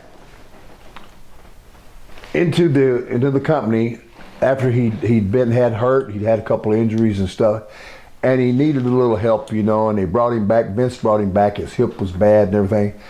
And he come back, and man, I was delighted because I'd never been around Superstar Billy Graham, and I know the deal on him. He was fabled, and he come back in with, you know, with the tie-dyed tights and all that stuff, and I got to hang out with him, so we'd ride some together, right? He'd say, Hillbilly, hey, I'd take him in the car with me, or we'd get the car together, me, him, somebody else, and we'd get to ride. Me and Blackjack Mulligan were big buddies, you know. We like to go, when we go out to Texas, or excuse me, to Arizona, Billy would take us out, and Blackjack would take us out to the real, authentic Mexican restaurants, where they only spoke Spanish. I mean, out in some little dive thing, and it was unbelievable. So, Wayne and I would talk, and we'd talk about working out, and we'd talk about his days in Calgary, and we'd talk about this, that, and this, that, and this, that. And I just loved him, and he was hard grind on him when he come back, because, you know, he had his time had about come, and then one night he posted up some guy, and he picked him up, and that hip popped out through his leg, man, just about to come out, you know. And they had to take him to the hospital and do all that surgery to him. This was before the liver and everything, you know. And so, but I just wanted to be around him more and more, and I enjoyed him because he had that jive about him that I love, and I kind of like to go back with it too. I like to talk trash too. Both of us have a little bit of fun, and those were the things that we would talk about, and I'd pick his brain about this. You know, man. Yeah, man, brother, let me tell you. You know, and of course, Billy's a very talented young man. I mean, great artist. You know, and he knows a lot about stuff, reads about stuff, he's hip to stuff. You know, you see, man, get them big old hands and he talk, you know. And I was just the kind of guy that would just I wanted to learn all that stuff, you know. And some of my funniest trips was getting him and Dusty. We'd go through Connecticut somewhere, and we'd stop at a diner, and we'd just sit there and start talking. And I'm sitting here, and here's Billy Graham, and here's Dusty, and they're going back and forth, and I'm ribbing Dusty, and I'm saying, Dusty, how can one man get so much heat in this business? How can you know, he loved it. Because that's when they had him doing this, you know, I had him doing the thing where he had those polka dots on, you know. Yeah. And he had that lady with him that was dancing around with him. Sapphire. And we were just having that. And so Billy Graham and I do believe that if he had really if time had permitted, because if you look back at some of the footage on him of him coming into the arenas and before he wrestled Backlund or before he wrestled whoever it was, if it was Bruno or whatever, when he would come to that ring, man, he came to the ring at that time, as I said, cold. There was no ring entrance music. There was no kind of pyrotechnics. There was no glitz and glamour. It was just it was just sensational, and you could feel it even if you watched the footage of it. You could feel it coming through the crowd as he's walking down the aisle, and of course, and he had that the Grand Wizard with him was very cool, you know, too. But he could get it done, man. That look he had was unlike anybody else's. As I say, he was the pace setter for all the guys, I think, that came after him, the muscle type guys, and they didn't have that Billy Superstar Wayne Coleman, Billy Graham look. I mean, he was. See, if you know his background, I mean, he was there with Schwarzenegger and all those guys. Yeah, Schwarzenegger loved him, you know, and all of them did. They wanted to get arms like him. I mean, he was something else. And as far as the business, he had that rap, unbelievable. And if you compare it to Hogan took a lot of Billy's stuff and kind of added up and pizzazzed it up and done it his way. But a lot of his interview from the attack, the beginning of it, is a lot Superstar Billy Graham. But he just brought it to a newer audience that didn't and wasn't really hip to Superstar Billy Graham, you know. And he had a different time, and we had ring entrance music and all the things that come along with it. And but I think that if a couple things had changed and that belt had stayed on him, it would be interesting to see how that would have changed this business. I believe it would have changed it better, quicker, because when Hogan came, you know, man was gone. But I believe it would have got better quicker, and that might have just set it on up for Hogan. It's kind of like 6 of this, half dozen of the other, but Wayne's one of my buddies, and I miss him. I think about him all the time. I need to talk to him. We haven't talked in so long. And I'll send him this clip of you. Send him my best regards, Wayne. You know, brother, I miss you. I think about you all the time. I wish we could go back in time a little bit more and spend a little time. I wish I could get out your way and see you some more. I don't get a chance to get out. When I was doing those fan access tours and we'd go through Phoenix and whatnot out there, he would come out and hang out with us, and a couple of times we even brought him down.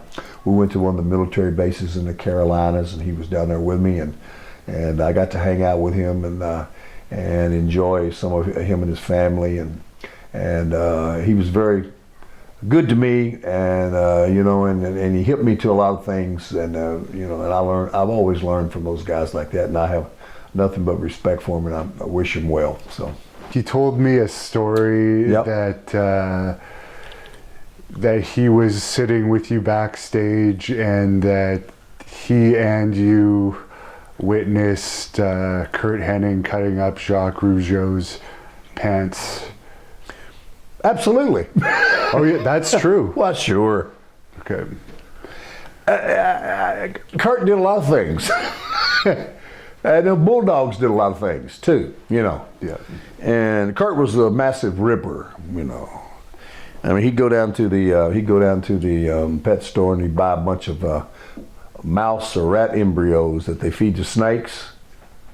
You know what I'm saying? A little sack of them grew. Just awful things, awful looking science fiction horror stuff that you'd make a Stephen King movie.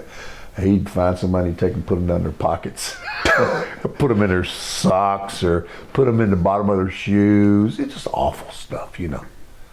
Yeah, Kurt would do some. Kurt was he was a ribomaniac. He would have probably fell into the Calgary Stampede, you know, Rib Hall of Fame somewhere. Now, if he could have. Billy was not around for the fight between the Bulldogs and the Rougeaus, basically when Jacques attacked him. Were you at that taping? I was there. Didn't see it at the moment. I'd seen it sometime after it had happened. And one of those kind of things, you know, where Dynamite, you know, just pushing it always like he did. Just you know, Dynamite, you know. And I knew Dynamite a little bit, and Davey Boy from Calgary when I was there, mainly Davey Boy. Dynamite was already doing something else in Japan or something. But anyway, before I came to this company, you know. And but that taping, there was some heat between the Rougeaus and those guys. And Dynamite was kind of bullying Jacques, you know. And he'd do Raymond, he'd smack one. You don't do that stuff, man, you know. Because, you know, I got to tell you, in these dressing rooms where I was at, everybody in there would stand up. Ain't nobody going to lay down. I mean, it don't matter who you are, somebody's going to get something on you. Somebody's going to get an ear. Somebody's going to get an eye. Somebody's going to get... There ain't no lay downs in the dressing room I was in. Right. Well, the guys we had, well, none of that going on.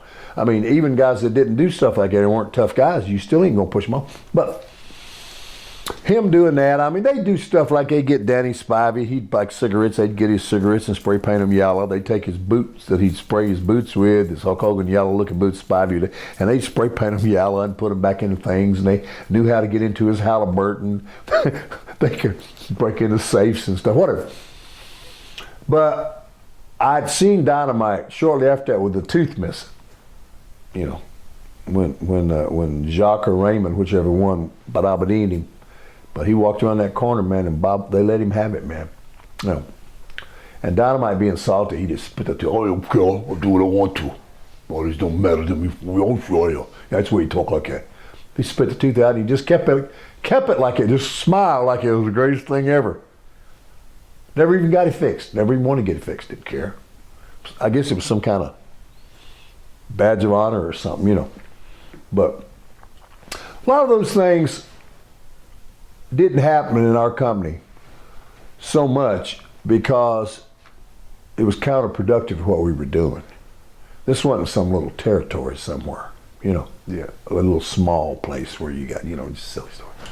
This is a big deal. You got lots of money tied up in this, and you got a lot of people that have income here, and you got a lot of people that are depending on this for a living. And the company didn't tolerate a whole lot of that. If you were doing too much, like there were some bad ribs that was played over the years, and I've seen a few things that happened, heard a few things, and I know they really did go down. But there again, that's the beauty of me. After hours, especially, I'd stay away from that stuff. A lot of that stuff happened after hours in the bars and stuff, and if I ain't there to see it, I don't see it. You know, dressing room stuff. I mean, I was around for the Danny Spivey beatdown of Adrian Adonis, which was monumental. That was it. Adrian that was doing the yellow spray paint. No. Dynamite. Dynamite would do that. Dynamite was doing. They love Spivey, Yeah. but they would still rib him. Okay. I mean, you know. Yeah, because they loved buddies. Harley Race. They loved the King. Harley is a king. I love the King. And they get Harley drunk and they get Harley just kid stuff. They get Harley drunk in the bar somewhere, and Dynamite would urinate all up down his legs. Harley wouldn't even know because he used to get him so drunk. Just evil kind of stuff, right? You feel me? Evil stuff. Dynamite would whiz all up and down his leg. Didn't they get Outback Jack too? They got Outback Jack and ripped his thing off, and you know his him and Neidhart and those guys. And I guess they got his jacket tore off, his little crocodile and stuff like that. And I think the one that got him real bad was the time that somebody must have hellsound him or something one night in Frisco. And you know, because he was Outback would you know, he's just a nice guy, but he'd come over a little bit overbearing, right? Like, you know, I think Morocco and maybe Fuji say, hey, you want to go drink with us? I don't know if you blokes can drink with me. You know, well, you don't say to Fuji. Mm-mm. Now, his stuff could go dark real quick. And somehow or another, I don't know. The story was, what happened was, they got him out and got him drinking. They must have started bombing him, right? And they got him bombed real good. And when they realized they got him knocked out, they said, "Oh, it's okay, take him out. Let's take him." They took him up and put him in his room. And the thing that got weird, this don't have anything to do with the Dynamite thing and taking off his crocodile off his back and taping him on top of a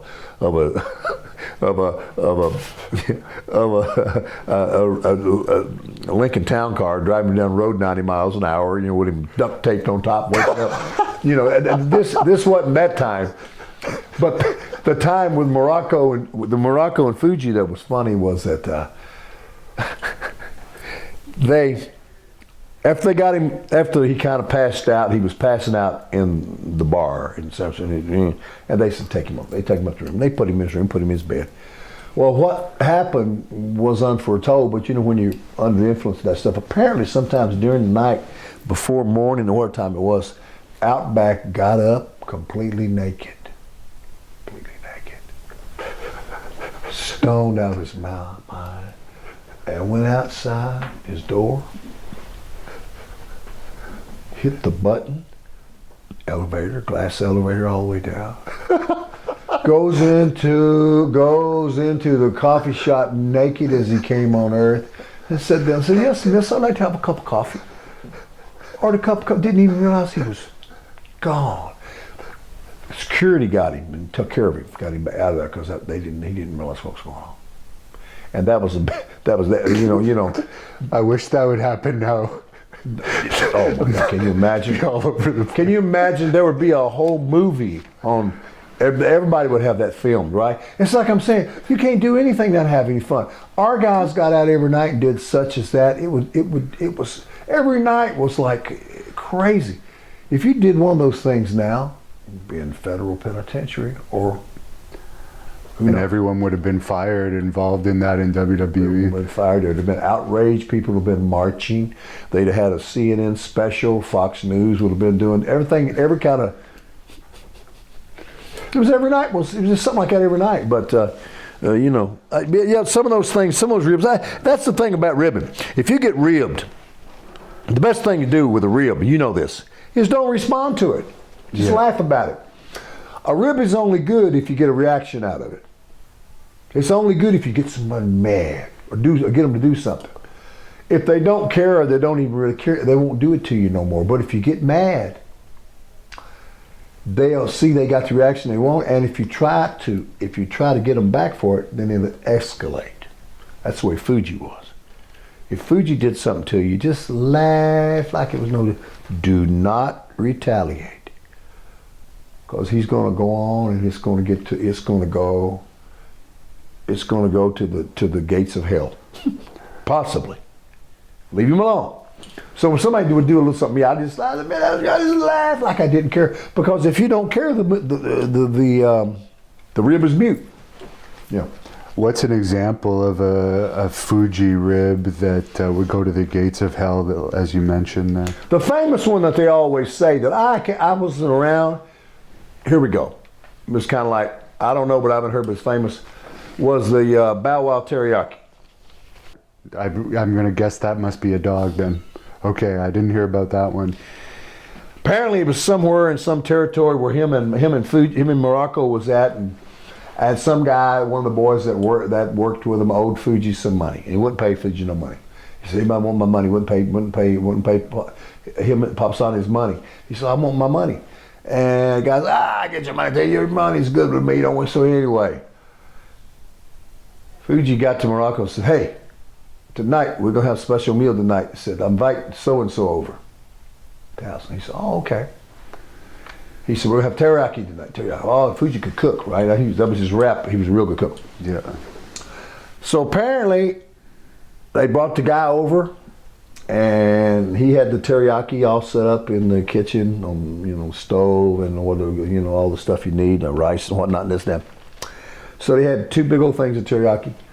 And Don Morocco went in there. This was it. I don't even know. You know how these things get out of hand. If Morocco was to hear this, he might say, "You're crazy, hillbilly." What I heard was it Don got ready to get his teriyaki, and Fuji said, "No, Don, you get out of this one. You get out of this one." All right. So he goes and gets teriyaki. And they're eating it, and so he serves the other guy teriyaki. And they're eating. He says, "Boy, Fuji's teriyaki is great, man." He says, "Nobody can cook like you. That's great, man. Oh, it's good." He said, "How you do this?" He said, "How you cook so good?" He said, "I've been cooking a long time." Oh, long time.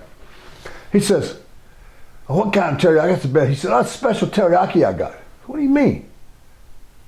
He says, it's a special called Bow Wow teriyaki. It sounds like some Asian. Bow Wow teriyaki. He's like, what does that mean? He said, "Bow Wow." He said, "Yeah, very good teriyaki." He said, "Yeah." He said, "Man, that's the best ever." He said, "Oh, you like it?" Fuji gets up, right? Goes to the kitchen, grabs a garbage can, takes the top off it, reaches in and grabs this dog head. And it's his little pet dog. He's feeding him his own pet dog.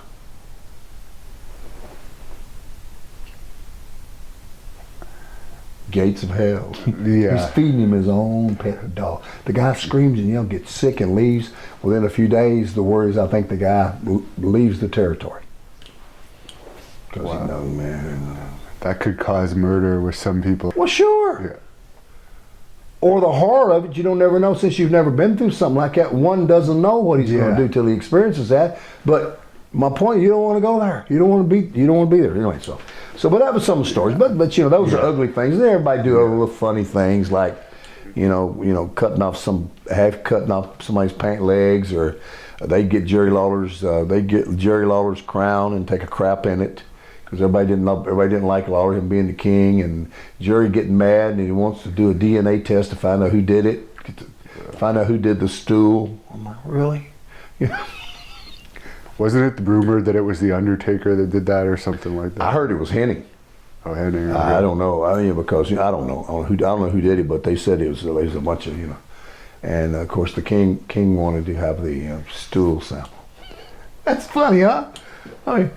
But it's kind of stuff that I don't want to do. That's kind of like fraternity boy stuff, But that's the way the business used to be.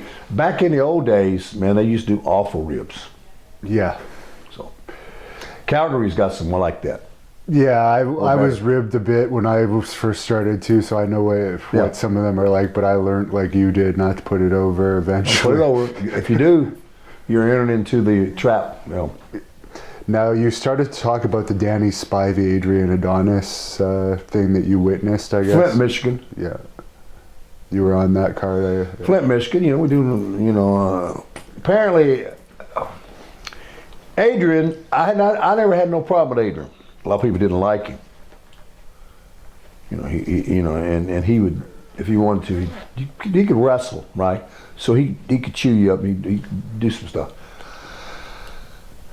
you know, he was good. He was okay with me, and I was all right with him, and, you know, respectful. So apparently he got in that ring with Danny, and he started doing cute stuff to Danny. Spivey, you know, little trying to stretch him. And then he was doing a couple of things Danny told him to stop doing. He kept doing. He doesn't matter. And Spivey just knocked him completely out and left him in the ring. Referees don't know what to do. People are like, what? He's mad. He's furious. He goes back to the dressing room. You hear him screaming. He's to Pat. You keep that son. So I mean it, Pat. If he comes back here, that son. He was furious. He said, well, I don't know what to do, you know. And oh, so what's going, Danny? Oh, sorry. So when Keith gets up, Adrian, he goes back there. He comes walking up there. What's going on? What happened? And he got a big mark on where he knocked him out. What happened? And then he goes in and he tries to leg dive Danny Spivey again. Well, Danny Spivey's left-handed, right? Brother, he come back with a smokehouse punch from Mississippi, way out here somewhere, and he brought at every one of his punches he was throwing were landing. And it was like you hear a melon get, and every time he would hit him, it would rip something. And he knocked him down and blood flowing. And he said, you do. He got back up, tried to go again, and Spivey, another one of these big punches over, just rip, boom, just like blood flying everywhere. And Pat's going, oh my God, let's stop him like that.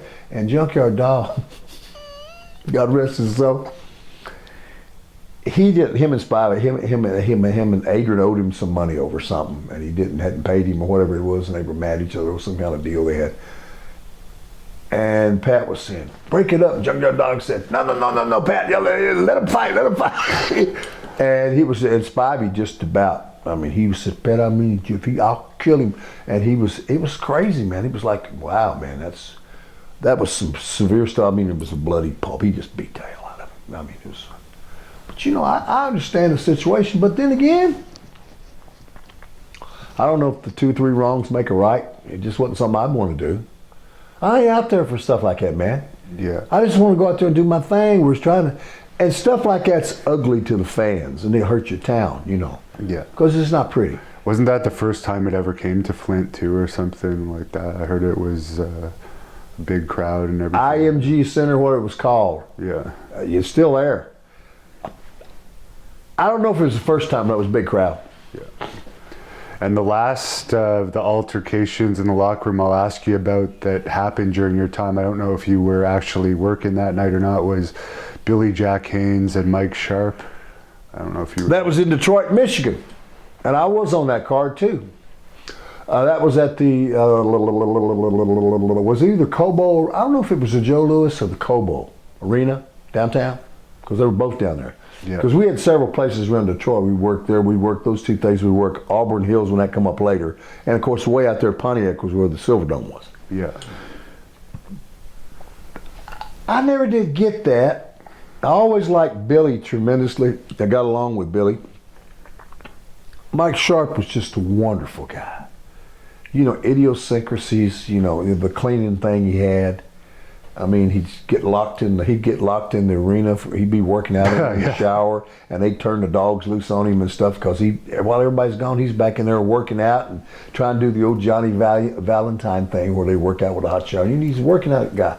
But apparently, you know, and Mike was a little stiff. You know, he wore that black, he's a Canadian guy, right? You know, yeah, Hamilton. He wore that black thing on his forearm here, and he liked to bend you over, and he liked to just lay him in. Well, my deal when I work with him, I let him bend him over, but I wouldn't leave my neck out there like a turkey, because he would turn the lights out on you. I'd trap up on him, you know, so he wouldn't just you know, disconnect me. And I kind of liked it, and you know, but he'd lay them big punches. Apparently, he was laying them in on Billy too hard, and I don't know if there was a little something between them or Mike felt something. But anyway, Billy was mad, and they got back in the dressing room, and boy, he teed off on Mike Sharp pretty good. Mike Sharp was pretty defenseless because Billy could box a little bit, really box, and he beat him up pretty good. beat him up pretty good, buddied him up, but it wasn't. I'm just glad I don't have those things that I have to live with that I did. I'm sorry, man, I did that. I wish I hadn't did that. You know, and we all got things in our lives that we kind of would like to have a do-over.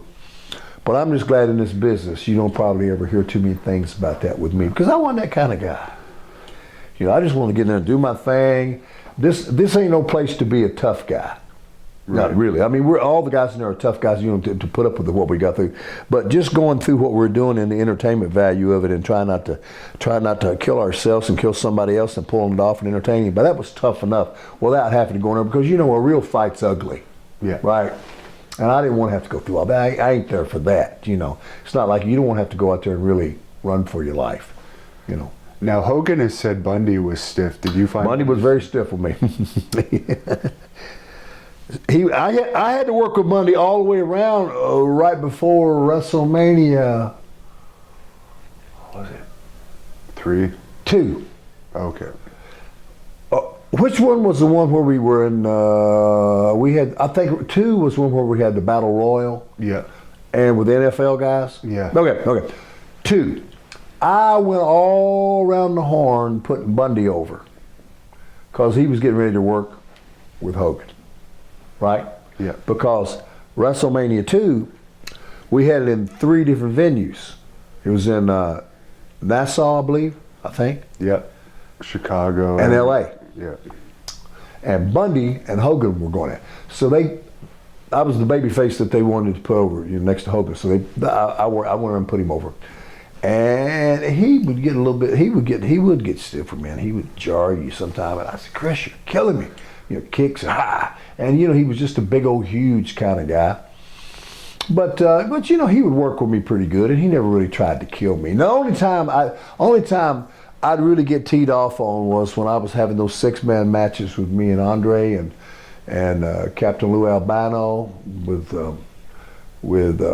Stud and Bundy and Bobby Heenan. And Bobby Heenan was like the best ever, they say. I just watching him, you just know he could.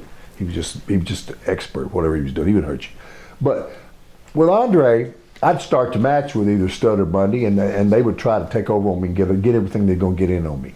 And they'd work me over pretty good. And it was like, come on, man. Because they knew that eventually when I was going to give the tag, when I was going to tag him with Andre, he's going to come in and he was going to throw them around like red rubber balls and just brutalize them for you know, do all kind of things. He didn't like Stud, I guess. No, he'd make poor John.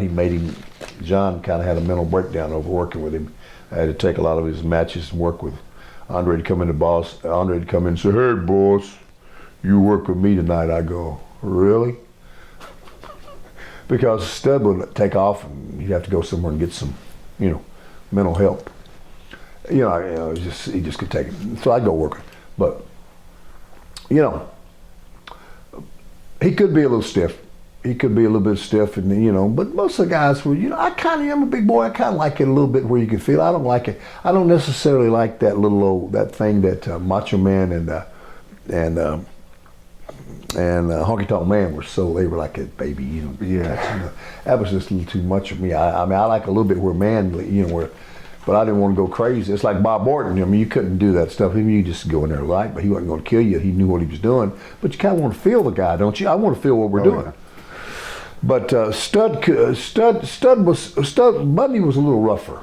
Bundy was a little rough because he was such a big locomotive anyway. You know, he's real fast. The first step to it, he was pretty quick. You were both faces, but did you ever have any contact with the Ultimate Warrior? I knew Jim real well when he first come in. Worked on a lot of cards with him. We rode a bunch of times together up and down the roads and stuff, you know, and try to understand him. And I never had any matches with him unless there was some sort of over the rope, you know, elimination type thing or something. But never had to do any straight up matches with him, and I never had to tag with him or anything, you know. So he would always used to be on the card, you know. His deal was that running and, you know, and doing all that stuff he was doing, and he was still. A lot of guys were mad about that stiffness with him. He tried that with Andre one time. He ran across like he run across one time, and he was doing all these candy buckets, and Andre didn't want to. And Andre just when he run up on Andre just shot that big giant hand out there, and boy, it stopped everything. Caught him up under the neck and just. It was like he grabbed a squeak toy, you know, and it was funny because Andre would have to put him over, you know, but he'd stop him just real quick. Like it was hilarious. He'd run that thing and do it. But a lot of the boys, you know, in the business, I'm not big on saying this. I don't like, everybody wants to get into that term, he can work, he can't work. Well, what are you talking about? It's all entertainment. Are you entertaining? Are you doing it for the fans? Because I was. Or are you doing it for the boys? Because I was. Do they write your checks? Will they book you? Will they look out for you? No. So I understand. I know I had to appease them because I was one of those guys. But I was more concerned about realizing if I get over with these guys, they'll have to follow. Yeah. So that's kind of where I was. As you've talked about throughout this, after your first WWE run, you worked behind the scenes, and you came back to manage the Godwins. How did that whole situation come about? That come about when I was still working with Coliseum Home Video. Yeah, it was still Coliseum Home Video. Before it went over into WWE Home Video. They'd made that change from F to E, you know, W. And then I was looking for a way to help video sales. I was looking for a way that we could maybe get a little fire going when I went in and pick up the numbers on the units we were selling, you know, because when I'd go in and talk to these sales distributors across the country, I'd always, you know, tell them the suggested retail price, and I'd give them the, you know, price point, whatever it was, and I'd give them the, the order date, the pre-order date, stuff like that. And I'd always, you know, I could tell that they were more into it if I had done something, or if I was on the tape, or I'd had something. So when I started going back and we figured we'd do something with the Godwins, Henry and Phineas, they put me with them. It got over. It got over, and they were good. I mean, Phineas could work. Big Henry was great looking, and I had a lot of fun with those guys. I knew it wasn't going to be a long time, but it did help. It did help too in my job, which was home video sales. And as you know, we beat the I think it was Bodies Adonis. That was the one with Sonny. Yeah. And they had a little tag team, and Pritchard and those guys, and we beat them one time in the Garden. Henry and I, we beat them as far as I was managing, and they beat them for the world belts, and we got to keep the belts for a little while there, and then we changed it back and forth, and then of course, by that time it would. By the time the next TV come up, that was another deal. They dropped it again at the next TV back to them, and I enjoyed my time with those guys. It was kind of short, but I knew it wasn't going to be a long thing. But you know, and that stayed together for a little while, and then it kind of, you know, it ran its course. But that was kind of Chief Jay Strongbow too at that time, trying to rehash that Hillbilly thing, and I got in on it too. Of course, since I was the original Hillbilly Jim, it kind of made them happy that I was back there, you know, mentoring them and, you know, being their manager. And of course, it was a selfish motive for me too, because I wanted to have an entry to sell more home video. So, how was working with Sonny? Because a lot of people didn't like her backstage. I left that with Henry and Phineas. Now did that mostly, and the only times I would usually come out and do shows would be TV.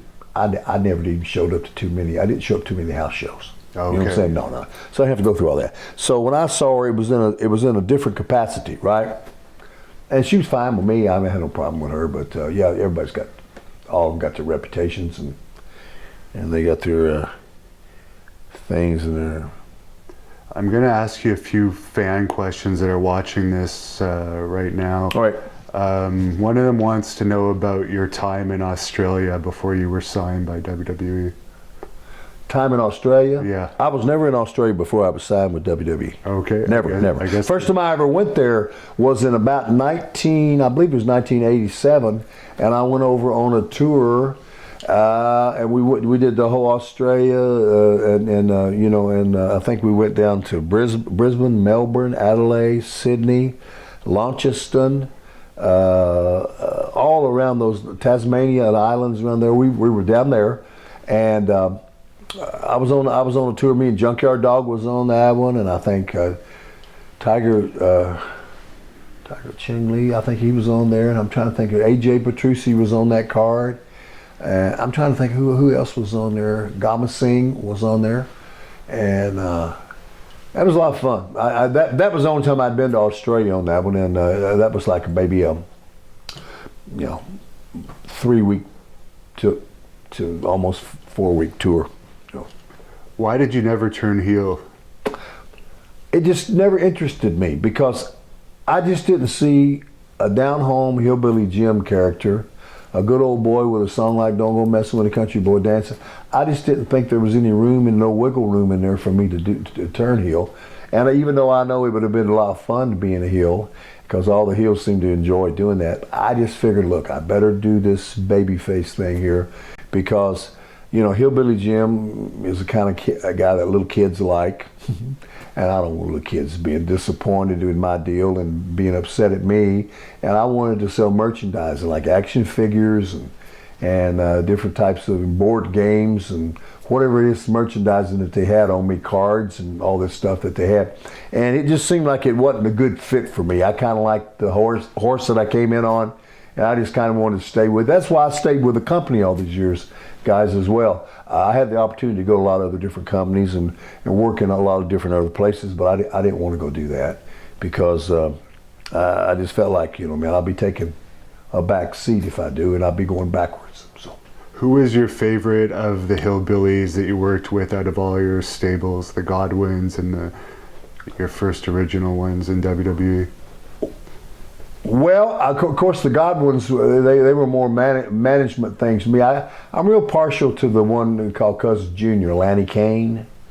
That's the one that, guy that kind of broke me in because he was such a good one. And he was, I guess that maybe that was kind of, he was a friend too. And I thought he was just excellent at what he did, man. He seemed more like a hillbilly than anybody else. Him and Elmer actually together just were perfect hillbillies. I mean, and we all three, that was a pretty good deal. And I can't really say anything bad about Gene Lewis, God bless him too, but I think my favorite one with Elmer and Gene had to be Cousin Junior. We just kind of clicked a little better, Have you ever hooked up with a diva or woman wrestler? No, I don't.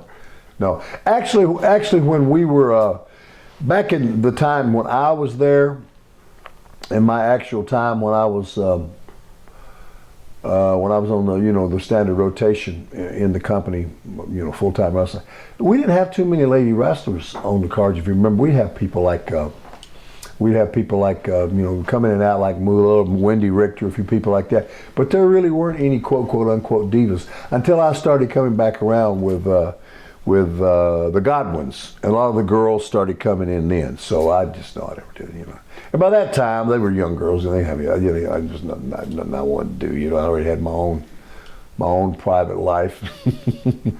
Good question though. Someone asks, they really liked your relationship with Mean Gene on camera. Yeah, me too. Do you have anything to say about? I miss him, and I think about him, and I've had a lot of laughs with him. Probably the greatest thing was the laughs that we had off camera that you never got to see, and some of the things we talk about in passing, because I think that Gene got my hillbilly character real well, and I think I got along well with Gene because he was just funny, and he would he and I we had a couple little buzzwords we'd say that we'd start back on a thing. The same thing it was with the late Bobby Heenan. We had a couple. I used to call him, and I miss it tremendously. On a personal note, I miss calling him at Christmas because he ain't here, How did Piper and Pat Patterson get along behind the scenes in Legends House? And they were wonderful. The only heat on that whole house in the whole house was Tony Atlas and Hacksaw. you know, they got into a little tiff a time or two, and we had to kind of smooth that over because, you know, I think it was something these guys had had for years, and they just kind of like, you know, there's just some people that are kind of like gasoline and fire. You know, and they didn't necessarily not get along, but sometimes they would clash. But there was no problem with Pat and Oakland and him just hung out, and they liked to play cards all the time. And throw in Howard Finkel, God bless Howard too. Howard would get in there and they'd do their things, and Jimmy Hart and I would just kind of roam around, and Duggan and Piper kind of bonded. So me and Jimmy were buddies. We were roomies in there, and me, I just wanted to go out and work out all the time and have fun. It's a beautiful house we were at, and we get outside and we try to play tennis. That was a real frightening scene, but I enjoyed that time on Legends House. I'm one of the guys that actually told them, they asked if we'd do it again. I said, you know, I'd do it again. But I don't think Pat would. At the time, Pat didn't want to do it again. And neither would Gene. But you know what? As that show ended, on the last day when we were getting ready to break it up and everybody was going back and we were going to see each other, there was a lot of sentimental thing going on there. It was weird. Even Piper, I could see Roddy was missing that because he felt, I guess it was, you know, here's the deal.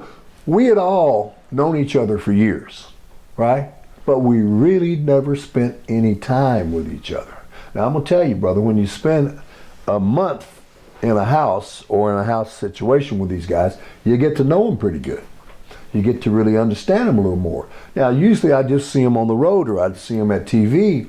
And that's just for a minute. So you just see what you see and you don't even really know the guy.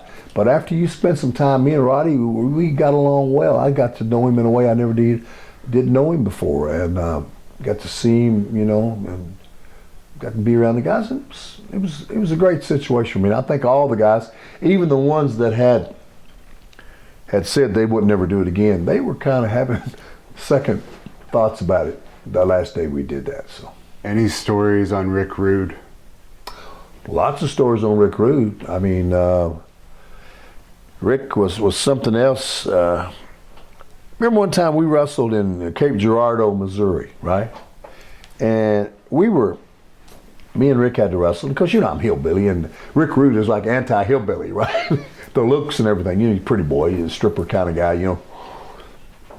And we were doing our match and, you know, we were having a good little match. And so somehow or another, Rick threw some kind of punch at me or something. And when he did, his elbow, boom, come through and caught me right here in that little spot temple. And it stung like hornets, a bunch of hornets. And I said, that's going to bring something. It's got to, because it's right there on that bone. And Rick hit me and he come back and, you know, when he did, I said, ugh. And then of course, he got me and he turnbuckled me. And when I hit that turnbuckle, boom, all that blood came, man.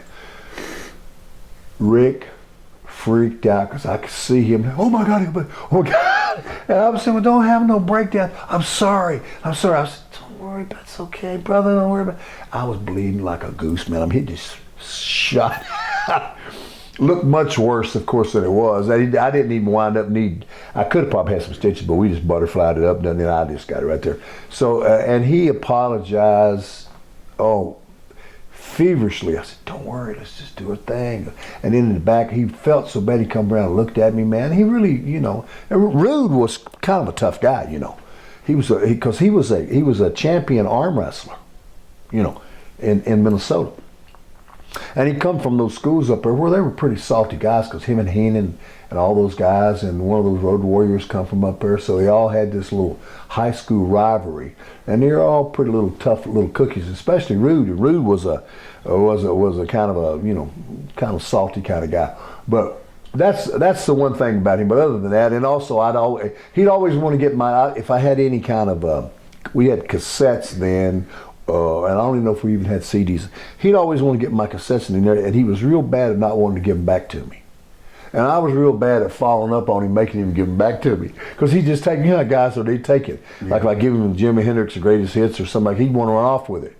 I said, Ricky, where's my Jimi Hendrix greatest? And because I know he was going to keep it. Because you could just tell it's something he had done all of his life, and the guys do that to each other. But he was a character, and I think about Rick a lot, and I miss him, Henning, and Boss Man. A lot of it's just a whole lot of that in my life. Did you ever see Haku in action in a bar fight? I'd always see it afterwards. I never saw any of the things he'd done. I'd always hear the stories. And by the way, he's a dear friend of mine. His wife is a dear friend of mine. His daughter that graduated from Florida State is a sweet friend of mine. Her husband Rodney, I know a lot of the families and a lot of the connections. But Haku is just as sweet a guy. And I remember when he first came in here, he was we just connected. Of course, him and Barbarian were cousins, right? Barb. And Haku, and like many of those island guys, they can be alone. You don't really want to be. They can go in where they want to because they can handle themselves, most of them. And he's one of those guys too. But sweet guys, family guys, but they got that little but. But Haku never did. I never had no problems with him. We used to have great matches. It was Hacksaw Jim Duggan and I versus Haku and Andre the Giant. Oh, what funny matches! And Andre would start laughing. I remember one time Haku tried in Glens Falls, New York. That's where Jim's from. Haku tried to do a leapfrog over Haku. Haku tried to do it over Duggan, and he got hung up on his butt, and he fell. And Andre's in one corner laughing his ass off, and I'm in my corner like, it's funny. It's the most funny thing. And then these two are laughing. So and the fans are laughing. So it was like, yeah. But Haku's a good friend of mine. I don't see him enough, and I know I think he lives down in Florida, and I think about him and his wife all the time. But he's a good guy. To me, I never saw him in action. I'd always hear about it later, and I could see that. Because he trained in a couple of those sumo schools in Japan when he was a kid, and they were going to make him a sumo wrestler. But somewhere in the interim of that, he become a pro wrestler. So good guy. Krillin876 is asking, how tall are you, and are you taller than Hogan? 6'7" is what I am. Wow. And were you taller than Hogan? Probably a little bit, just touch, a little bit. I think he's got shorter in his older age. Well, as you get older, most of the guys with the knees, because the knees bow out and the hips bend over. That's the same thing with Andre the Giant. He got smaller, oversized over time. Excuse me. He kind of bent over. And with that condition he had, instead of him growing up, he just kind of grew out. But there's film of him you can see when he used to do cartwheels and leapfrogs and stuff in his day, drop kicks. Man, can you imagine that? In that day, But was Paul Orndorff a good guy? Oh, wonderful! Paul was one of my buddies, and I'll never will forget one time. Here's a story for you. We were around the New Jersey Turnpike, and we were in Elizabeth, New Jersey, and I think the hotel we were staying in was a Ramada Inn or a Howard Johnson's at that time. I think it was maybe Howard Johnson then. And you know how those roads are around there, trying to get to those places. Sometimes you can see where you want to go, but you can't get to it. You just can't get to it. And you have to start around and go back around, and then if you miss it, you're off again. Paul had did that for 4, 5, or 6 times, and he missed that turn one more time. He was so upset, he yanked back on the steering wheel and pulled it completely off the column. Imagine telling that to Budget Rental. So anyway, but he did that one time, and but yeah, I like Paul. He's a Southern boy too, down in Florida guy, and I used to always enjoy being around him and his humor and stuff. He could be kind of intense, but if he knew you, he was real cool. So I had a lot of fun with Paul Orndorff. Now, you've told me you were never close with Uncle Elmer. Someone on here says Tony Atlas has claimed Elmer was in the KKK. Ever heard anything? Well, there's some talk about that, and there's some talk about him with his Mississippi background and some things that I don't care too much for. I I can't substantiate that with any degree of assurance that was true. But you know, I kind of know how he was, and he had some of those tendencies that I didn't care for too much. And I don't want to talk about the dearly departed, but you know, there's a pretty good chance that there might be some truth to that rumor. Any funny Captain Lou Albano stories? Oh, Captain Lou was him and Freddie Blassie were like the funniest guys of all time. You should see him. I mean, when we used to do TV tapings in Poughkeepsie and stuff like that, it was a hoot to listen to him carrying on. And when everybody, well, that's back when we cut promos, right? And they constantly have to scream at Lou and Freddie Blassie because they're always making noise, you know, and talking loud and, you know, everything. If you could hear them for 200 miles. And they try to shut up. Well, you know, somebody's trying to get an interview, talk about we're coming to Akron, Ohio, or, you know, and you don't want to do this, Macho Man, and somebody screaming in the background. And but Lou Albano was just as cool as he could be. Always the same, you know. The whole thing with rubber bands, just over the top, man. Rubber bands in his face, you know, and I loved having when we had the matches. Me and him and Andre versus Bundy and Stud and Bobby Heenan. Boy, it was funny watching. We let the two managers go at it. Oh, it was hilarious. I mean, he was just over the top animated. You know, he's the guy that brought the whole rock and wrestling connection together with Cyndi Lauper. You know. And you know, in her things, girls just want to have fun. He's the guy that's plays her daddy in the video, right? So the captain was, man, he was character. Blassie too. I love Freddie Blassie too. You know. What's your opinion on the Junkyard Dog? JYD, Sylvester. Oh, Sylvester and I had a lot of laughs together, and a lot of fun, and we like to.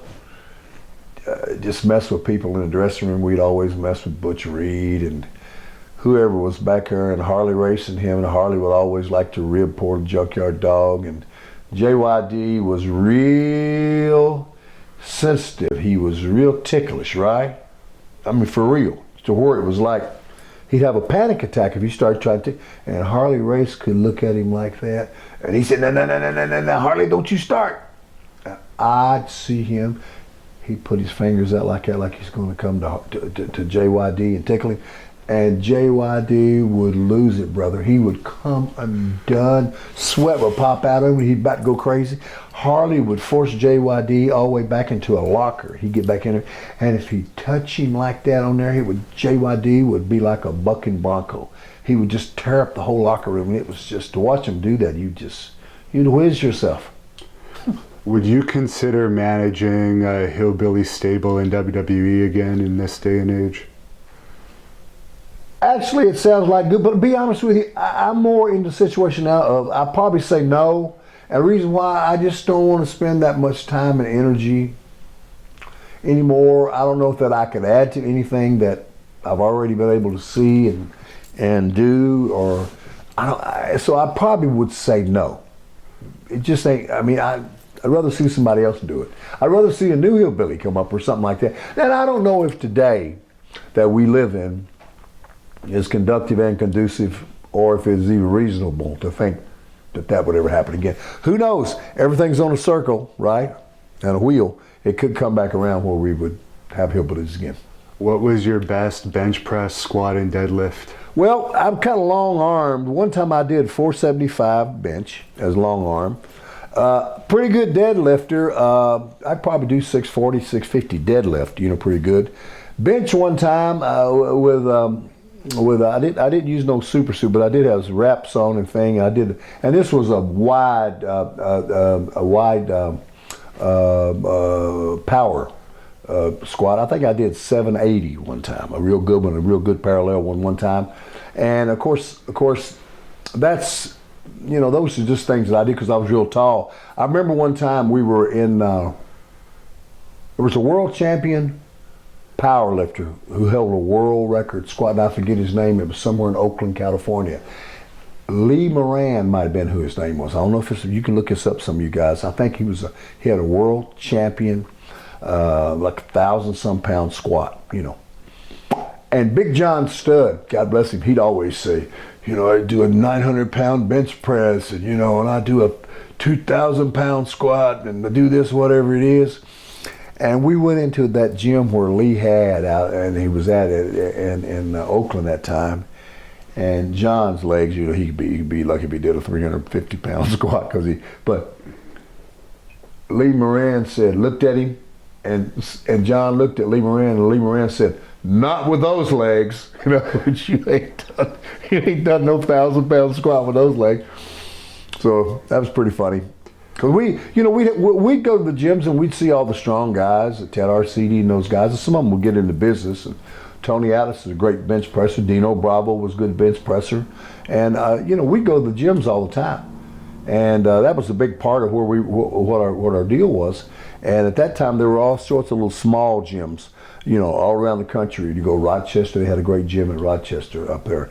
Sampson's Gym, I believe the name of it was. And you know, and then of course you go to California, LA, we go to the Golds and Worlds. And that was a big part of what we did, because that was productive and something that we did, because the business required that. So, you know, I still love working out. I wish I could come back and have another life and just have everything working good on me and just do it all over again and make up for the mistakes that you made this time. But I guess you don't get that, you know. Do you believe in ghosts or aliens? I believe that there are things that I don't understand, I don't know about, and I believe the only thing that is new is what I yet know. And I believe it's all out there around me, and just because I can't see cells, I know I got cells in me, so I don't rule out anything. It's just that I don't know yet, because I'm not privy to that dimension. It's just like, how do you know what you believe? It's all in your head. If you believe it, then that's where it is. If that's what you think, and you choose to take that and turn it into whatever you want to turn it, and you can do that. But I don't know, because there's as I've lived my life, I've realized there's so many things that I'm going to get out of here and not know. So it could be. Favorite match? Oh, I had a lot of favorite matches in my life. Everybody talks about the ones that everybody remembers, like that WrestleMania 3 thing at Silverdome with the midgets and me and Bundy. And me and Bundy used to laugh about that all the time, because it was a horse-cat kind of little match. But when the people like it, you start liking it too. And when they keep telling you, even though it wasn't no great match, but that was good. But I think the match that I probably remember the most, and the one that means probably the most, was the first time I was in Madison Square Garden. Simply because it was a garden. And that's a big deal. And that was the first time I stepped in the garden was with a guy named Rene Goulet, Sergeant Rene Goulet. He wore a glove like Michael Jackson. He had a cape. Oh, it's all good. And just because it was New York City and it was that famous building. And favorite and least favorite opponent? Favorite opponent? God, I enjoyed. I had a lot of mine I worked with. Everybody that you can imagine. That's a hard one there, brother. I'll just throw out maybe one or two things, and I probably might, if you ask me next day or two, I'll probably be different on this. Probably my favorite opponent that I had, probably the Magnificent Morocco. I like Don Morocco. Beach bum, great. Not very much that I get to work with him, but what an honor just to be in there with him, because I had so much respect for him. He was so good. Probably the one that we just didn't seem to gel, but we did a lot of matches together, and he was so mad and this guy was super strong, but he just never could slam me. He says he couldn't. I'd even try to help him a little bit. I don't know why. I guess it was because I was so long. Dino Bravo. I love Dino. But he just was so frustrated. I know Dino was bad strong. But he just didn't feel like he'd get me up and get me over. I don't know what it is. I said, I'm jumping. I'm helping you, man. It's funny how but if you ask me tomorrow, I'd probably have two completely different guys. Is Baltimore the best town you ever wrestled in? Someone's asking. Baltimore's a great town. We used to wrestle at that Civic Arena downtown. That was one I really enjoyed that. Of course, I like the Capitol Center over in Washington too. The old Cap Center. Yeah, those are good ones. And what did you think about the ECW/Attitude controversial era of wrestling? I like that. I like that because it brought more people into watching the business and brought more people into becoming fans. And I'm a big believer that we need more people being turned on to our business to enjoy it. And the more the merrier. I'd like to see more competition even now. I like it. Everything's got to have something to push it and make it want to grow and make it want to get better and make it want to move on to the next level, whatever that is.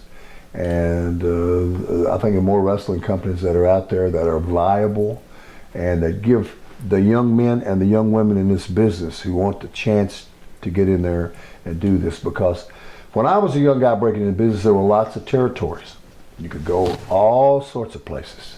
And I was taught by Dale Mann, hey man, you learn how to do this, you'll always have a job. Anywhere you go, you can get a job. It don't matter if you're in the Carolinas, or if you're in Portland, Oregon, or if you're up in the WWF, or if you're over in working in the California territories, if you're down working in Texas, or anywhere points in between.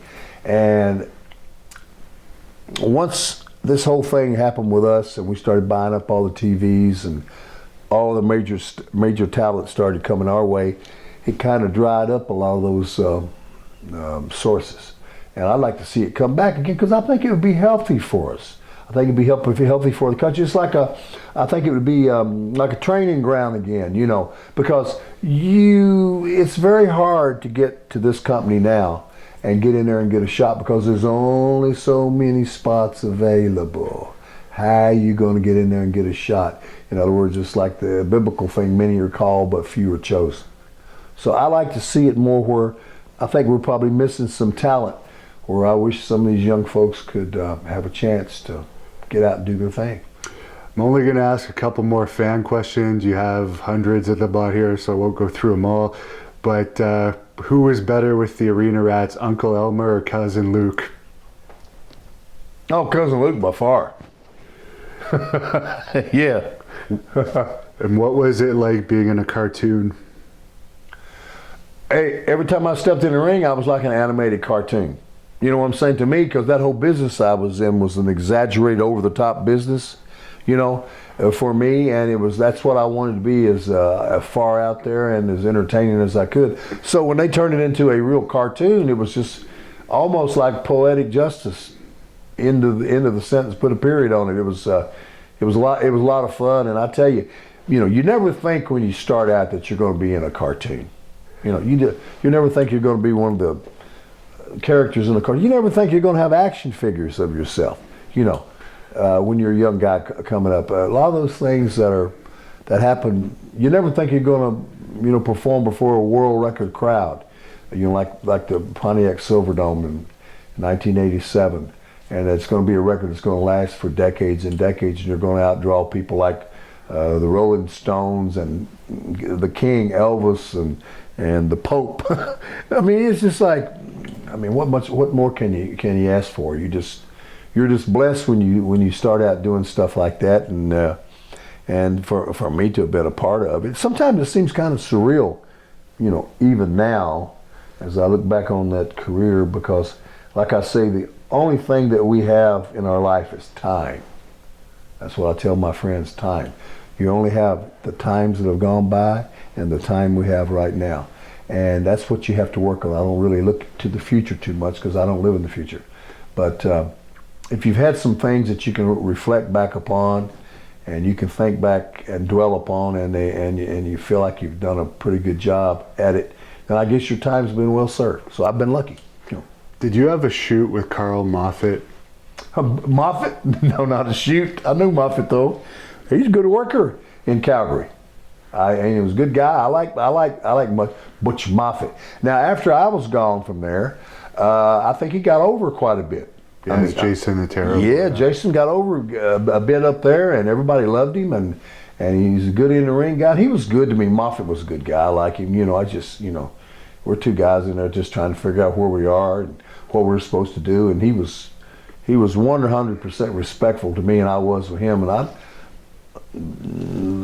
Moffat was the guy, and I liked him a lot. No, we had no issues, no problems at all. And last fan question, what is your thoughts on the Jimmy Snuka murder accusations? Listen, that had happened right as I had came in about that time, and there was a lot of speculation swirling around about that, and I didn't know anything about it except what, like, once again, hearsay. I thought it was pretty heavy duty stuff, and it was a bad situation. Anytime something like that happens to someone and they're hurt or, God forbid, lose their life, it's about all you got. So, that was pretty awful. And here are the circumstances about it. And, of course, that if he did it, it followed Jimmy all of his life, right? If he didn't, it's a strange thing to have to go through. And I don't know anything about it. All I know is what I'm able to be around and who I'm able to see and how they treat me. And I always got along famous, of course, with Jimmy, and up until his passing, and he was just a wonderful one of the brothers to me. He's one of the guys, and he was very, very kind to me. And hey, isn't that part of what all makes this whole business like it is? It's the ups and the downs and the rounds and the controversies and the strange things, and did this happen, did the legendary stuff, and a lot of times when you get right down to those things, if you can get down to them, they're completely different than what you've been told. But that's my thought on the Jimmy Snuka thing. And my last question for you, we might have to do a part 2 sometime because you give very detailed answers, but was there ever any contact with WCW to try and hire you in later years? Because you seem like someone that they would have. Yeah, there was contact. I was asked about that if I wanted to do it, and I didn't have to even think because I'd already pre-thought about it, and I said I appreciate you very much, but I don't want to do it. I don't want to be there. I don't want to get into that. I don't want to change, because I knew if I went down there, it would probably take me in a different direction than where I was from. And I just, you know what, brother, I just didn't want to go through all that. And I just said, look, man, why not leave well enough alone? I was happy being Hillbilly Jim, don't go messing with Country Boy Babyface, Hulk Hogan protege, the good guy type character. And I didn't want to go there and take a chance on, them wanting to turn me and seeing how you going to do that, because I wasn't into it that much. I didn't want to take that character and turn it. I'm just glad I played it out the best that I felt that I could. And, I had a lot of people that, talked to me about doing different things and coming and doing the strange things and using that character in ways I just didn't want to do it, because first of all, I wasn't into it. I could have done it if I wanted to, but this is I like having a character and a gimmick where it was just kind of like me, just do my thing, and it was much easier. It's a whole less stress when you just go out there and be what you call truthful with yourself. So I wanted to ride out the initial Hillbilly Jim thing to the end. You know what, guys? I did. Took it all the way to the finish, and I guess that's the end of the story, and that's the way it's been.